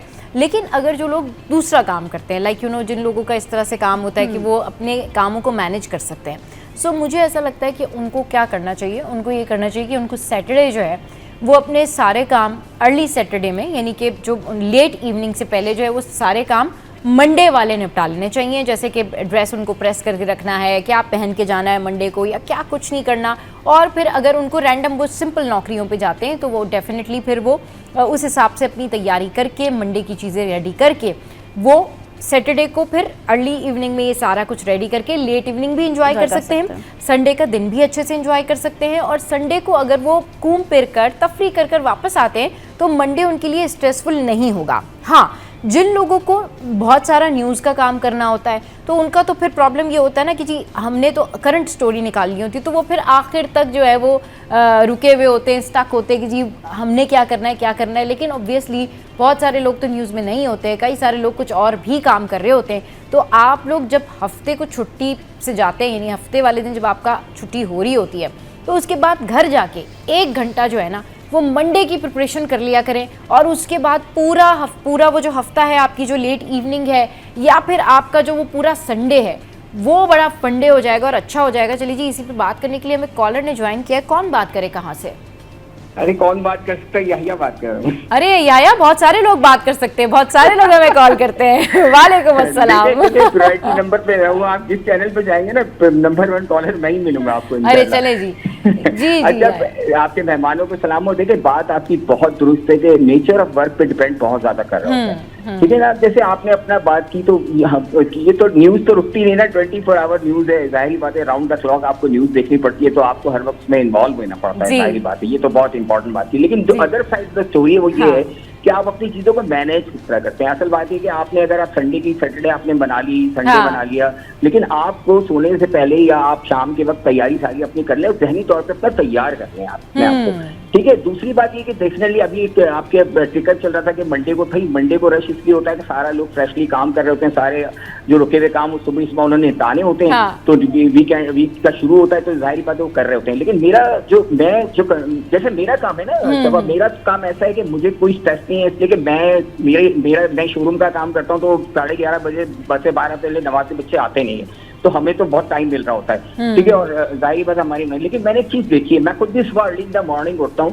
अगर आप अपने टाइम को मैनेज करना सीख लेना और अपने आप को जहनी तौर पे कहीं ना कहीं लगा के रखें, यानी आप स्ट्रेस लेना कम से कम करें। जैसे मरियम मोती वाले ये बैठी हुई, इनसे मेरा यही सवाल है कि हम अपने जहन पे ना चाहते भी स्ट्रेस ले लेते हैं, बिला वजह के स्ट्रेस लेते हैं। तो जो स्ट्रेस अगर हमें दूर करना है, तो हमें किसी ना किसी चीज में थोड़ा बहुत इन्वॉल्व होना पड़ेगा। हम अपना संडे भी बहुत सारे टेंशनों में जाया करते हैं। भैया, मैंने तो इस तरह की जो है ना, वो इनको एडवाइस किया है कि मंडे का नाम चेंज करके ट्यूसडे या वेडनेसडे कर लें, आधा स्ट्रेस कम हो जाएगा। आपको लगेगा आप तो ट्यूसडे को जा रहे हैं। ये तो आपने बिल्कुल कहा, लेकिन प्रैक्टिकली पॉसिबल नहीं है ना। ऑब्वियसली ये तो एक्सपर्ट बैठी हुई है, यही बताएंगे किस तरह हम निकल सकते हैं इस स्ट्रेस से। चले जी, ठीक है मरियम, फिर क्या करें? मतलब प्रैक्टिकली पॉसिबल तो नहीं है बहुत सारी चीजें, लेकिन फिर क्या करें अपने? अच्छा, फिर इस तरीके से करें कि संडे वाले दिन सोच लें कि आज मंडे है, काम पे जाना है, फिर अपने घर का काम करना शुरू कर दें, फिर सोचे कि जी अगले दिन जो है वो ट्यूसडे है, कि ये जो मंडे की स्ट्रेस है ना, इसको खत्म कैसे करें? अच्छा, ये स्ट्रेस सिर्फ वर्किंग वुमेन्स में ही नहीं बल्कि स्टूडेंट्स में भी होती है। इनफैक्ट वो जो छोटे छोटे बच्चे स्कूल जा रहे होते हैं ना, उनको भी एक टेंशन होती है कि छुट्टी खत्म हो गई, कल स्कूल जाना है, तो जाना है। हाँ। पहले जरा मखदूम आप जरा पहले जवाब दें, फिर मैं मरियम से जवाब लेती हूँ। अच्छा देखिए, सबसे पहले तो मुझे लग रहा है आज स्ट्रेस जो है ना मंडे का मखदूम ने भी लिया। तो असल में सबसे पहले तो बात ये ना कि देखिए, हमारा जो माइंड है बेसिकली काम कर रहा होता है स्टिमुलस एंड रिस्पॉन्स पे। हाँ। तो सबसे पहले तो वही वाली बात कि भाई स्ट्रेस को कम कैसे करना है, तो आपने अपनी बॉडी को, अपने ब्रेन को, थॉट को इस तरह से स्टिमुलेट करना है कि भाई कोई बात नहीं, मंडे है, काम तो आज भी करना है, कल को भी करना है, मतलब एक चीज़ ना रूटीन बना लें। क्योंकि अक्सर अभी बाहर ही बैठे हुए थे वेटिंग एरिया में, तो वहाँ पे बात हो रही थी कि आप तो MBBS डॉक्टर हैं और आप जो है ना किस तरह से मैनेज करते हैं प्रोग्राम्स, ये सब चीज़ें। तो मैंने बोला कि मतलब कुछ भी नहीं लगता ऐसा, कि हो जाता है मैनेज इजीली। अक्सर अगर बात करें तो हमारे मेजॉरिटी ऑफ मखदूम, मैं आपको बताऊं, यूजुअली जो आप बात करना चाह रहे हैं, आपसे पूछते हैं लोग कि आप MBBS डॉक्टर हैं, आप कैसे मैनेज करते हैं?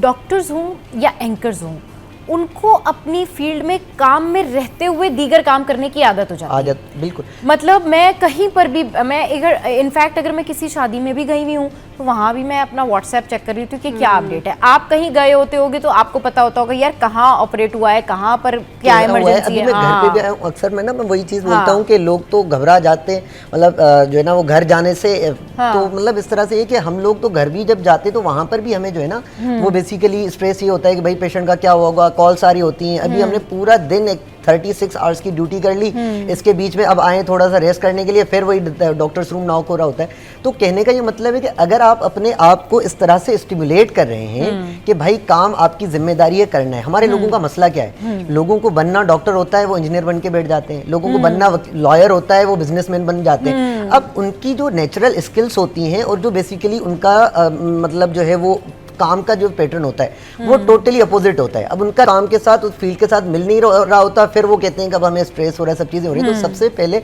मैं हमेशा यही बात बोलता हूँ, भाई फील्ड अपने इंटरेस्ट और स्किल्स के हिसाब से लें, क्योंकि उस वक्त आपको काम करने में मजा भी आ रहा होगा और आप एंजॉय भी कर रहे होंगे। बहुत बहुत अच्छी बात की है कि अगर आप किसी फील्ड में काम कर रहे हैं वो आपके बस की नहीं है या उसमें आपका इंटरेस्ट नहीं है या आपको उसका पता नहीं है, तो आप Exactly. जबरदस्ती उसके पीछे ना करें। और ये क्योंकि आपका उससे, हाँ बोले मखदूम। हाँ मैं बोल रहा था, ये आपका खुद पर भी एहसान होगा, हाँ। उस इंस्टीट्यूट पर भी एहसान होगा जिसके लिए आप एक पूरे वो मतलब ना पोस्ट को आप घेर के बैठे हुए हैं ना, आपका वो काम का बस की बात नहीं है, आप फिर भी उस पोस्ट पे बैठे हुए हैं। और दूसरा, आजकल तो हमारे मुआशरे पे भी एहसान होगा, क्योंकि हमारे मुआशरे को, हमारे मुल्क को सही बंदे की सही जगह पे होने की बहुत ज़रूरत है, क्योंकि जब वो सही बंदा सही जगह पे होगा तो वो बेसिकली काम कर रहा होगा। तो चीज़ों को मैनेज करना, स्ट्रेस को करना बहुत आसान चीज़ है। क्यों? क्योंकि हमारा जो ब्रेन है, जो थिंकिंग है, मैं अगेन उस बात पे लेके आ रहा हूँ भाई, वो स्टिमुलस एंड रिस्पांस पे काम कर रहा होता है। आप पॉजिटिव स्टिमुलेट करें, आप जो है ना वो पॉजिटिव। अगर आप अपने काम के मास्टर हैं, चाहे आप घर में रहते हैं, वर्किंग वुमेन हैं, हाउसवाइफ हैं, व्हाटएवर, अगर आप अपने काम के मास्टर हैं, आप सारी चीज़ें आराम से मैनेज कर सकते हैं। यू कैन डू इट, और अच्छे से प्लान कर सकते हैं। मंडे हो या ट्यूसडे हो, इसका स्ट्रेस आपको नहीं लेंगे कभी भी। अच्छा जनाब, यहाँ वक्त तो एक ब्रेक का, ब्रेक के बाद जब वापस आएंगे और फिर वापस आकर पूछेंगे कि जितनी सारी बातें तो कर रहे हैं, इन लोगों को मंडे की स्ट्रेस होती है या नहीं होती है। हमारे साथ रहिए। Welcome back. तो जनाब मखदूम हमारे साथ हैं, मरियम मोतीवाला इस वक्त हमारे साथ मौजूद है। हम बात करें मंडे की। हाँ जी, सही बताना है, मंडे का स्ट्रेस होता है? बिल्कुल। अच्छा जी, ताकि आवाम को भी तो पता चले ना कि ये जो उनको बता रहे हैं, जो उनको कह रहे हैं कि जी आपने स्ट्रेस नहीं लेना, उनको भी स्ट्रेस होता है। नहीं, बिल्कुल होता है, बट इट्स जस्ट दैट के मैनेज हो जाता है। हाँ। इसको हम इतना हावी नहीं लेते। अब एक चीज़ हमारे कंट्रोल में नहीं है तो हम उस पर लेके क्यों अपने आप को टेंशन में ले। अब एक चीज़ है, अब स्ट्रेस हर किसी को होती है, it's a natural body response. बस इतना होता है कि कुछ लोग होते हैं जो उसको बहुत अच्छे तरीके से हैंडल कर पाते हैं, कुछ लोग होते हैं जो हावी कर लेते हैं। इसीलिए हम बोलते हैं ना, circle of control, what's in your control, what's not in your control. तो बस ये कि क्योंकि हमारी फील्ड है, हमें ज़्यादा बेहतर मैनेज कर पाते हैं। तो बस ये होता है कि यस, स्ट्रेस बिल्कुल होता है, हर किसी को होता है, not going to lie on that. बस ये है कि हम फिट कर लेते हैं कि कौन ज़्यादा प्रायोरिटी में है चीज़ें, कौन सी चीज़ें ज़्यादा प्रायोरिटी में है मखदूम? अच्छा, हमारे लिए तो वही वाली बात आपकी कि 24/7 जो है ना वो मामला होता है, तो हमारे लिए मंडे और फ्राइडे स्ट्रेस ही होता है। तो लेकिन क्योंकि मेडिकल या फिर अगर मीडिया की फील्ड, खासतौर पर एंकर का जो काम होता है वो काफ़ी मुश्किल होता है। तो उस चीज़ों को जब देखते हैं ना, तो हमें तो लगता है कि बस अब मैनेज ही करना है, यही हमारे पास सॉल्यूशन है, और कोई सॉल्यूशन ही नहीं है, कोई वे भी नहीं है इसके अलावा, बस करना है तो करना है। करना है तो करना है मैनेज, ऑब्वियसली सही कह रहे हैं। अच्छा मखदूम, ये बताएं कि पूरी दुनिया में ना यूजुअली ये होता है कि जब मंडे आ रहा होता है, तो पाकिस्तान से ज़्यादा अगर आप बाहर देखें दूसरी कंट्रीज़ में, तो उन्होंने बड़ा मंडे को ना ऐसे लिखा होता है जैसे कोई पहाड़ तोड़ने जाना है मंडे वाले दिन ना, पता नहीं क्या मुसीबत हो गई। उसकी आपको क्या रीज़न लगती है? कंपैरेटिवली पाकिस्तान में लोग फिर भी ज़रा मंडे वाले दिन कम शोर कर रहे होते as compare to the modern world, जो लोग सैटरडे को या संडेज़ को बहुत ज़्यादा पार्टियाँ कर रहे हैं। असल में जो है ना वो वहाँ के, अगर संडे की बात करें तो हमारा संडे और वहाँ का जो होता है उसमें बहुत बड़ा डिफरेंस होता है। क्योंकि वही वाली बात कि उनके लिए है कि भाई अब छुट्टी का दिन है, तो उनकी क्वालिटी ऑफ लाइफ को मेंटेन करना उनके लिए बड़ा इंपॉर्टेंट होता है। तो वो उसमें थोड़ा सा जैसे है कि मतलब डिफरेंट प्लान्स कर लेना, आउटिंग्स वगैरह, मतलब और भी काफ़ी सारी ऐसी चीज़ें होती हैं जो होता है। अब उसके बाद फ़ौरन अगला जो वर्किंग डे होता है उनके लिए, तो वो फिर ना पिछली वाली एक चीज़ से खुद को निकाल कर वहाँ पर लेकर जाना बड़ा मुश्किल हो जाता है। एक कि वहाँ अगर लोग वीक में 6 दिन काम कर रहे हैं ना, तो उसका मतलब ये वो काम कर रहे हैं। इसलिए उनको एक संडे इतना अजीज होता है कि उन्होंने मंडे वाले दिन प्रॉपर कोटेशंस लगाई हुई थी कि भाई अब तो काम शुरू हो गया।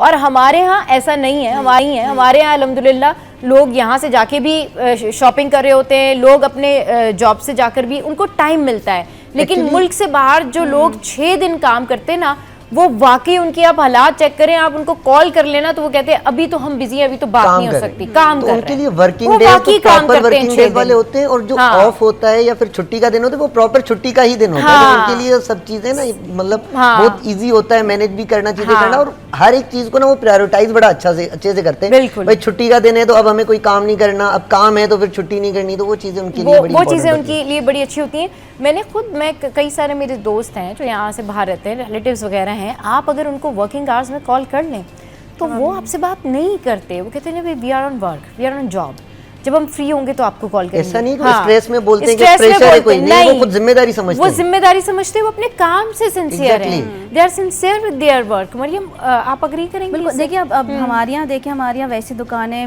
12-1 बजे से पहले खुलते नहीं, हॉलिडे मोड में ही होता है। ठीक है, जो कॉर्पोरेट वाले होते हैं, जो काम करने बिजनेस वाले होते हैं, वो ऑफ कोर्स जो है वो उनको 9 o'clock पहुंचना होता है। बाहर के मुल्कों में से बिल्कुल आई एग्री टू दैट, क्योंकि देखें अल्हम्दुलिल्लाह we are privilege to have house helps और हमारे पास इतनी होती है तो हम फिर भी बेटर कंपैरेटिवली बेहतर होते हैं। बाहर वालों को घर भी देखना होता है, A to Z सब, लॉन्ड्री भी खुद करनी है, सफाइयाँ भी खुद करनी है, जॉब्स भी करने, अक्सर ऐसे भी होते हैं कि एक जॉब नहीं मल्टीपल जॉब्स कर रहे होते हैं। So when they get the weekend they want to fully relax and फिर वो किसी से बात नहीं करते, फिर उनको होता है कि यार अब ये मेरा टाइम है, मैंने बहुत मेहनत कर ली पूरा हफ्ता, अब मुझे अपना रिलैक्स करना है। तो आई थिंक वो फिर सही मायनों में छुट्टी उनकी डिजर्व भी करती है, और वो छुट्टी फिर सही मायनों में एंजॉय भी इसलिए करते हैं कि वो बीच के दिनों में सिर्फ काम कर रहे होते हैं और वो कुछ और नहीं कर रहे होते, इसलिए दे ट्रूली नीड दिस वीकेंड ना। बहुत सारे लोग मैंने ऐसे देखे, मखदूम आपके भी साथ होता होगा, मरियम आपके भी साथ ऐसा होता होगा कि आप ये कहते हो कि तो पूरा हफ्ता भी काम नहीं करते और वीकेंड का इतना शोर मचाते हैं कि छुट्टी आ गई, पूरा हफ्ता ही वीकेंड होता है। कुछ लोगों का पूरा हफ्ता वीकेंड होता है, यकीन करें, ऐसा आपने देखा कहीं नोटिस किया? मतलब हर दिन हर जगह पे चल रहा होता है। फॉर एग्जांपल अगर बात करें तो किसी भी कंपनी का एमडी है, आप उसकी रूटीन देख लें तो वो आएगा ही 12 बजे के बाद, मतलब आपका एम्प्लॉय 8 बजे से आके उसको बायोमेट्रिक करना ही है। अब अगर हॉस्पिटल्स की बात करें तो जूनियर डॉक्टर्स हैं, उनको आना है, जो कि बेसिकली टर्शरी जो है ना वो हॉस्पिटल्स की मतलब बैकबोन है, उनको 8 बजे 9 बजे रिपोर्ट करना होगा। लेकिन वो ई कंसल्टेंट की बात होगी तो अराउंड 12 बजे के बाद स्टार्ट होगा। अच्छा 12 बजे भी कॉल क्या आएगी कि भाई अभी मीटिंग चल रही है, तो उसके बाद अब वो पता नहीं करेंगे। मतलब कहने का ये मतलब है कि कोई वर्क बैलेंस लाइफ नहीं है यहाँ पे। मतलब जो जूनियर है वो जूनियर ही है और उस तमाम चीजों से स्ट्रेस से होकर आगे आएगा। अब जो सीनियर बन गया उसका कोई चेक एंड बैलेंस नहीं है, कोई पूछने वाला नहीं है। तो इस तरह की चीजें ये होती हैं, तो फिर मतलब एक पूरा जो है ना वो बैलेंस में समझता हूँ कि बिल्कुल ना आउट हो जाता है। तो किसी पर काम का जो बर्डन है वो ज्यादा हो जाता है, तो उसकी छुट्टी भी वो फिर किसी काम की नहीं होती, और किसी का ये है कि वो उसका हर दिन संडे चल रहा होता है, हर दिन ऑफ चल रहा होता है। तो we actually have to understand कि भाई जब हम अपना काम को जिम्मेदारी से संभालेंगे और अपने काम को खुद करेंगे, किसी और पर उसका बर्डन नहीं करेंगे, तो मेरे ख्याल में फिर हर एक बंदे के लिए भी वही क्वालिटी ऑफ लाइफ होगी जो हम बेसिकली एक्सपीरियंस करेंगे। बिल्कुल, जिस दिन आपने 6 के 6 दिन हम लोगों ने 6 के 6 दिन काम करना शुरू कर दिया ना, उस दिन उस संडे की अहमियत वाकई बड़ी बढ़ जाएगी और मंडे का स्ट्रेस खुद ब खुद इसलिए कम होगा कि आप अपना प्लान पहले से ही मैनेज कर लेंगे मंडे वाला। लेकिन क्योंकि हमारी जो कंट्रीज़ हैं और जो बाकी कंट्रीज़ हैं वहाँ पे ये डिफरेंस है, इस वजह से जो है ये डिफरेंस क्रिएट होता है। अच्छा ये बताएं, मंडे जो है वो हाउसवाइफ्स के लिए भी कितना स्ट्रेसफुल होता है, ज़रा ये बताएं। बिल्कुल होता है, हाउसवाइफ्स के लिए भी होता है, क्योंकि वही मैंने जैसे पहले भी आई मेंशन कि संडे रिलैक्स होता है, देर से उठ रहे हैं, नाश्ता नहीं कर रहे, वो डायरेक्ट खाना खा लिया जाता है और फिर वो रिलैक्स होता है, भाई बाहर खा लिया, घूम लिया, तो वो एक रिलैक्स होता है। फिर मंडे में अगेन दोबारा रूटीन पे आना है। वो सुबह हाउसवाइफ्स को उठना होता है, सुबह जल्दी उठना है, लाइक 5 o'clock उठना होता है, अब नाश्ता तैयार करना होता है, लंच तैयार करना होता है, बच्चों को भेजना होता है, फिर घर की सारी रूटीन स्टार्ट होती हैं। और इस दिन इत्तेफाकन ऐसा भी होता है कि मेड्स भी जल्दी आ जाती हैं, सुबह से मेड्स को भी आना होता है, तो वो उनके लिए भी स्ट्रेस होता है कि अब खाना बनाना है, सारी चीजें करनी है, A to Z रूटीन में चलना है। तो I think it is Monday blues सबको होता है, from a child to an older person, Monday blues सबको चल रहा होता है। सही कह रहे हैं। अच्छा मखदूम, जिस तरीके से अब हम लोग ये सारी बात कर रहे हैं कि भाई ये एक स्ट्रेस है और ये बिला वजह कोई ना तारी किया हुआ स्ट्रेस होता है कि आपने अपने जहन पे इसको तारी कर लिया है किसी मंडे, हालांकि मंडे वाले दिन आपने ऑब्वियसली वही जो आप बाकी डेज में कर रहे होते हैं। What do you think on that कि अगर ये 2 दिन की छुट्टी हो तो लोगों को स्ट्रेस थोड़ी कम होगी? तो इसके लिए वही है ना, गालिब का एक शेर है कि मुझको मालूम है जन्नत की हकीकत, लेकिन दिल के खुश करने को गालिब ये ख्याल अच्छा है। तो ख्याल अगर कर लेते हैं कि भाई 2 दिन की भी छुट्टी मिल जाती है फॉर एग्जांपल, तो इसमें सबसे पहली जो बात आएगी ना वो ये आएगा कि पीस ऑफ माइंड और रिलैक्स करने का जो एक टाइम पीरियड है वो बड़ा अच्छा आ जाएगा। और लोगों के लिए मतलब अक्सर ये ख्याल किया जाता है, काफ़ी सारी जो कंपनीज हैं, बिजनेसमैन हैं या फिर इंस्टीट्यूट से, वो ये समझते हैं कि भाई अगर हमने एक ज़्यादा छुट्टी दे दी तो हमारा काम जो है ना वो मतलब हो जाएगा, पूरा नहीं होगा, कंपनी कोई डाउनफॉल का शिकार हो जाएगी। ऐसा बिल्कुल नहीं होता।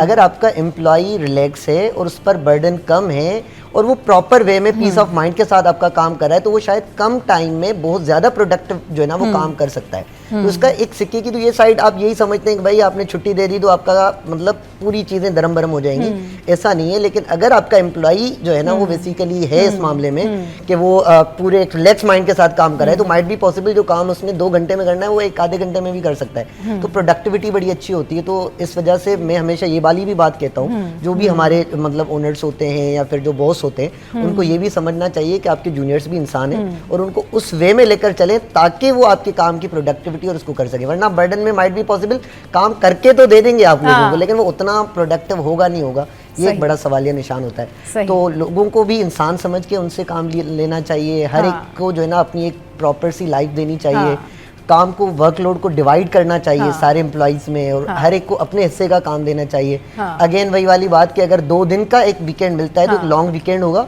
लोगों को रिलैक्स करने में बड़ा जो है ना वो इजी होगा, उनकी जो फैमिली टाइमिंग होगी वो होगी, प्लेजर लाइफ काफ़ी जो है ना वो अच्छी होगी, तो उसका आगे काम की प्रोडक्टिविटी पे बड़ा असर पड़ सकता है। चलिए जी, thank you very much Mariam Motiwala और मखदूम जो है वो हमारे साथ शो पर मौजूद थे, आपका बेहद शुक्रिया। अच्छा जनाब, शो में यह वक्त एक ब्रेक का, ब्रेक के बाद जब वापस आएंगे तो मिलवाएंगे आपको कुछ स्पेशल लोगों से, और ये स्पेशल लोग बड़ा ज़बरदस्त काम कर रहे हैं जो कि लोगों की मदद कर रहे हैं। ये कौन लोग हैं जानिए इस ब्रेक के बाद। Welcome back. तो जनाब इस वक्त हमारे साथ बहुत ज़बरदस्त जो पर्सनैलिटीज़ हैं वो यहाँ पर मौजूद हैं, जिनसे मैं आपकी जो है वो मुलाकात कराऊंगी, और मैं चाहूँगी कि अपना इंट्रोडक्शन जो है वो आपको खुद कराएं ताकि आपको पता लगे कि ये लोग फील्ड में कितना काम कर रहे हैं। अस्सलाम वालेकुम sir, welcome to the show. आप क्या काम कर रहे हैं आवाम की खिदमत के लिए, और ये जो है वो थोड़ा सा अपना इंट्रोडक्शन करवाइए प्लीज़। जी वालेकुम सलाम। सबसे पहले तो मैं आपका शुक्रगुजार हूँ कि आपने इतने इंपॉर्टेंट टॉपिक के लिए यहाँ पे लोगों को मदऊ किया। जी थैंक यू। मेरा नाम डॉक्टर अली काशान मलिक है, Thank you, और मैं बहसत general manager operations Sindh integrated emergency health services में काम करता हूँ। जी क्या Sindh integrated emergency health services है क्या? सही। सर आपने नाम सुना होगा अमन फाउंडेशन का। जी जी 2009 में ये सर्विसेज स्टार्ट हुई थी, जो एम्बुलेंस सर्विस थी कराची में। हाँ अच्छा, अब आफ्टर सम टाइम ये सर्विस ख़त्म हुई, और अगस्त 2021 के अंदर जो है Sindh integrated emergency health services का आगाज़ हुआ। ये उसी की एक्सटेंशन है।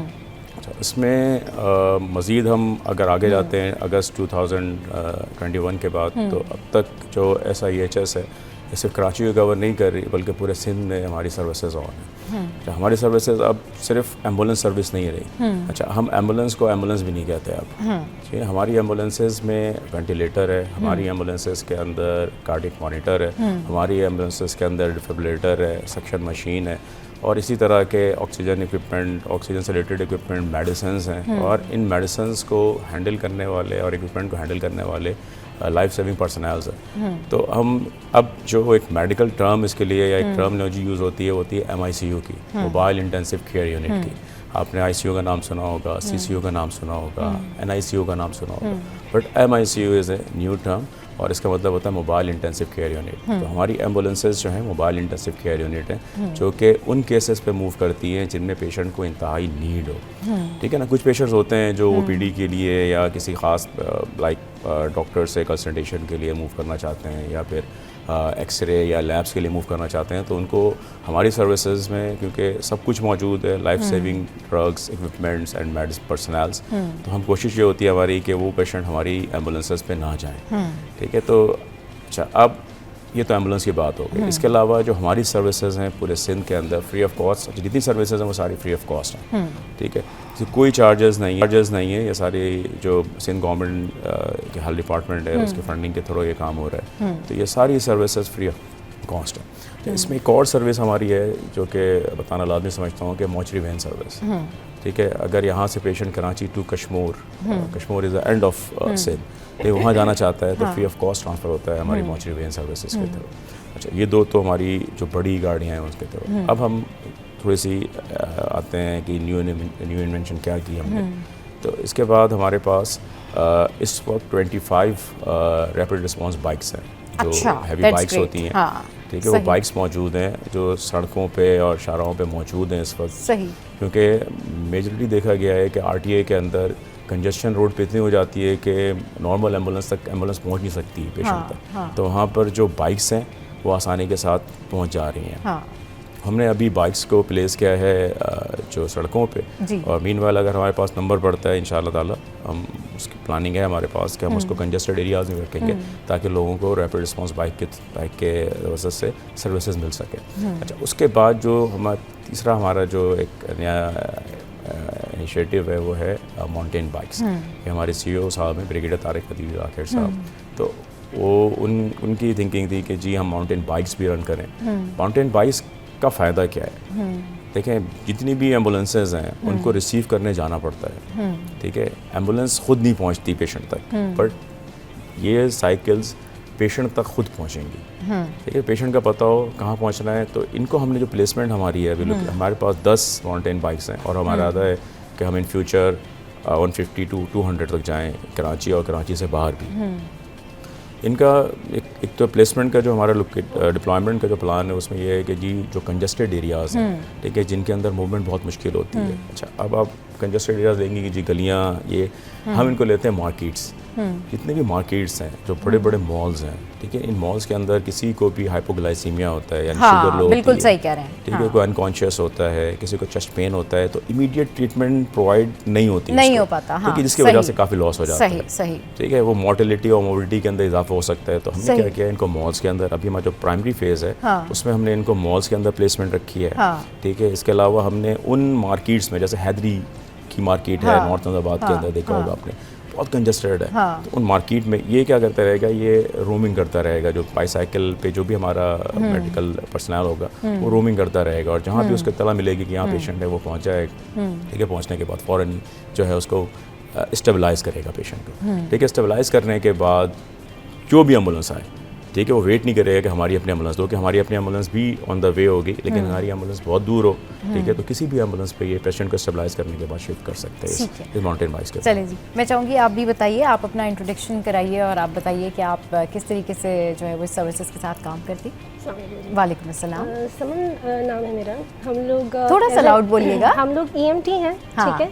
हम लोग पैरामेडिक स्टाफ हैं जो कि इन माउंटेन बाइक्स के साथ मौजूद होते हैं। मौजूदा हाल में जैसे कोई भी बाजार हो गए, मार्केट्स हो गए, उसमें मौजूद होते हैं ताकि हम फौरी तौर पे फर्स्ट एड दे सकें। सही, चलिए जी आप बताइए।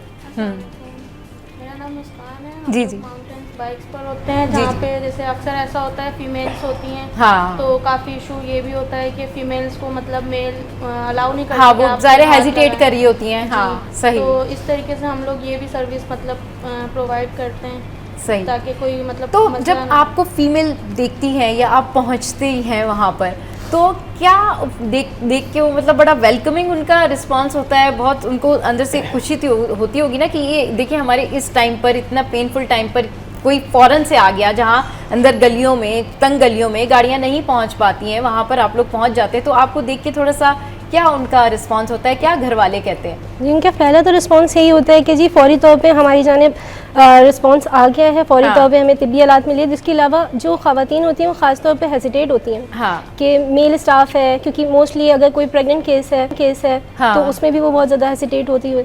तो फौरी तौर पर उन्हें यही रिलीफ मिल रहा होता है कि हमें अब जो है वो बहुत अच्छी सर्विस मिल जाएगी, और दूसरा हम ईजी फील करेंगे। जब वो ईजी होते हैं तो ऑटोमेटिकली उनकी थोड़ी कंडीशन नॉर्मल होने लगती है। सही। उसके बाद उन्हें जब फर्स्ट एड दिया जाता है तो वो सेटिस्फाइड हो जाता है।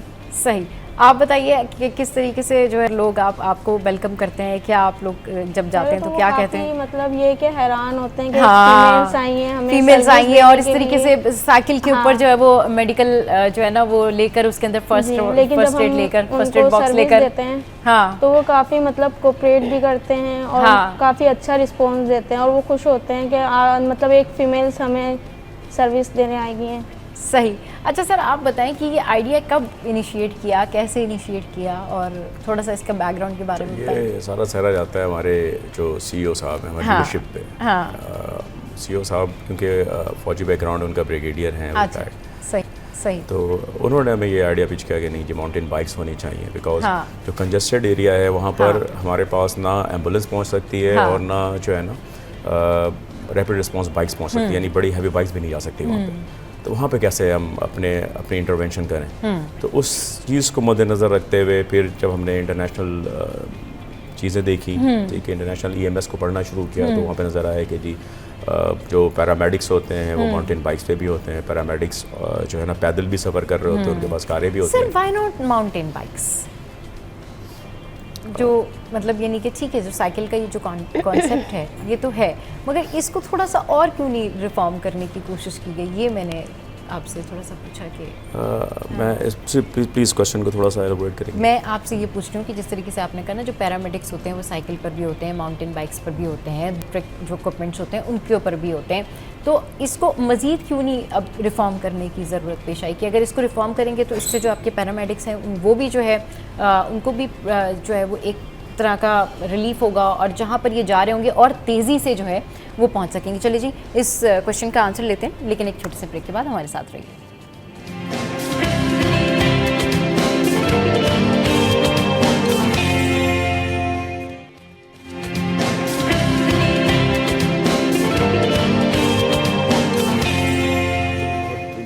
चलिए जी, वेलकम बैक। और हमारे मुल्क में बड़ा इनोवेटिव काम हो रहा है, हमारे मुल्क में लोगों के पास बड़े इनोवेटिव आइडियाज़ हैं, और जिस तरीके से ये जो मेडिकल हेल्प है, ये जो पैरामेडिक्स हैं काम कर रहे हैं, अमेजिंग काम कर रहे हैं। अच्छा, मैं सर से पूछती थी कि जो माउंटेन बाइक्स हैं आप लोग ये क्यों नहीं रखते, और साइकिल के ऊपर ज़्यादा वर्क फोर्स लगती होगी, तो सर ने कहा कि इतनी ज़्यादा वर्क फोर्स नहीं लगती, इतना ज़्यादा जो है वो एनर्जी नहीं लगती, ये इसके कुछ सिस्टम इस तरीके से है कि अगर ये इसको वैसे भी रोमिंग अराउंड करते रहें तो ये होती रहती हैं, और यही जो है वो माउंटेन आपकी बाइक्स कहलाती हैं। तो ये इन्होंने फिर इसकी पूरी रीज़न दी। तो सर, ये इसका जो कॉन्सेप्ट है, आपने जिस तरीके से अभी आप बता रहे थे कि पूरा इनिशिएट किया और फिर मुल्क से बाहर देखा कि इस तरीके से लोगों की हेल्प भी की जाती है, क्या रिस्पांस मिलता है लोगों का, और कितने ज़्यादा लोगों के पास आप एक दिन में जाते हैं और कितने लोगों को आप जाके जो है वो हेल्प करते हैं?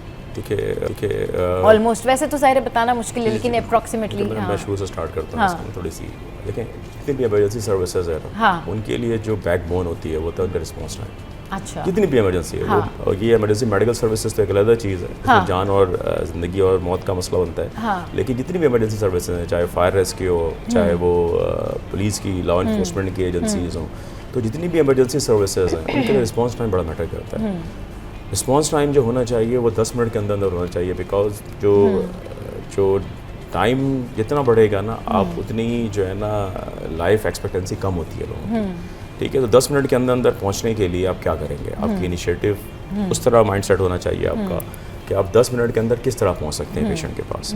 If congested is there then you can't able to reach there कि जी आप 10 मिनट में, 15 मिनट में, 20 मिनट में, इवन अब रोड कंजेस्शन का हाल आप देखा होगा, रोड भी कंजेस्टेड है बहुत ज़्यादा, तो एम्बुलेंस को आते आते टाइम लग रहा है। हमारी एम्बुलेंस का इस वक्त रिस्पॉन्स टाइम 17 से 18 मिनट का, ठीक है, 17-18 मिनट भी ज़्यादा है, ठीक है ना। तो इस टाइम को हम शॉर्ट कैसे कर सकते हैं? पहले हमने इंट्रोड्यूस किया रैपिड रिस्पांस बाइक्स को, जो कि हैवी बाइक्स है, ठीक है, 150 सीसी की बाइक्स हैं हमारे पास, 25 बाइक्स पूरे सिंध में ऑपरेट हो रही हैं, ठीक है। उन बाइक्स के थ्रू पहुंचने की कोशिश की, देखा गया, एवेल्यूएट किया, रिस्पॉन्स टाइम में बेहतरी हुई, लेकिन बहुत ज़्यादा बेहतरी नहीं हुई, ठीक है, बिकॉज बाइक्स कम है अभी। बाइक ज़्यादा होंगी तो शायद मज़ीद बेहतरी पैदा हो जाए, हम 10 मिनट का रिस्पॉन्स टाइम, 10 मिनट से कम का रिस्पॉन्स टाइम अचीव कर सकें। उसके बाद जो हमने नया इनिशिएटिव लिया, एक और जो हमारे लीडरशिप थी, नहीं जी माउंटेन बाइक्स रखो, माउंटेन बाइक्स मतलब बाईसाइकिल्स रखो, और बाईसाइकिल पे रोमिंग करते हुए आपके लोगों जहाँ भी कोई इंटरवेंशन की ज़रूरत हो तो विद इन नो टाइम, ठीक है, विद इन नो टाइम वो वहाँ मौजूद हों और पेशेंट को इमीडिएट मेडिकल ट्रीटमेंट जो उनके रिक्वायरमेंट है उस वक्त की वो मिल रही हो और स्टेबलाइज कर रहे हो पेशेंट को। अच्छा, इसमें एक और चीज़ बताता चलूँ मैं आपको। देखें, हर कॉल पे एम्बुलेंस मिलना, हर कॉल पे सर्विसेज का मिलना ये ज़रूरी नहीं है हमारी सर्विसेज में। अच्छा, since Inception of the Aman foundation, ठीक है ना, उस वक्त से हम एक सिस्टम यूज़ करते हैं कॉल ट्रियाज का, ठीक है ना। जैसे ट्रियाज आपने सुना होगा कि ट्रियाज जब आप किसी मास कैजुअलिटी इंसिडेंट पे जाते हैं तो वहाँ पे ट्रियाज होता है, यानी किस पेशेंट को आपने पिक करना है, किसको वहीं पे ट्रीटमेंट देनी है और किसको डेड डिक्लेयर करना है आपने, ये ट्रियाज कहते हैं इसको। इसी तरह का ट्रियाज ऑन कॉल ट्रियाज भी होता है, इसके लिए सिस्टम्स मौजूद है इंटरनेशनली। जो हम सिस्टम यूज़ कर रहे हैं सिंस आवर इंसेप्शन, जब अमन फाउंडेशन बनी उस वक्त से, उसको कहते हैं हम MPDS, medical priority dispatch system.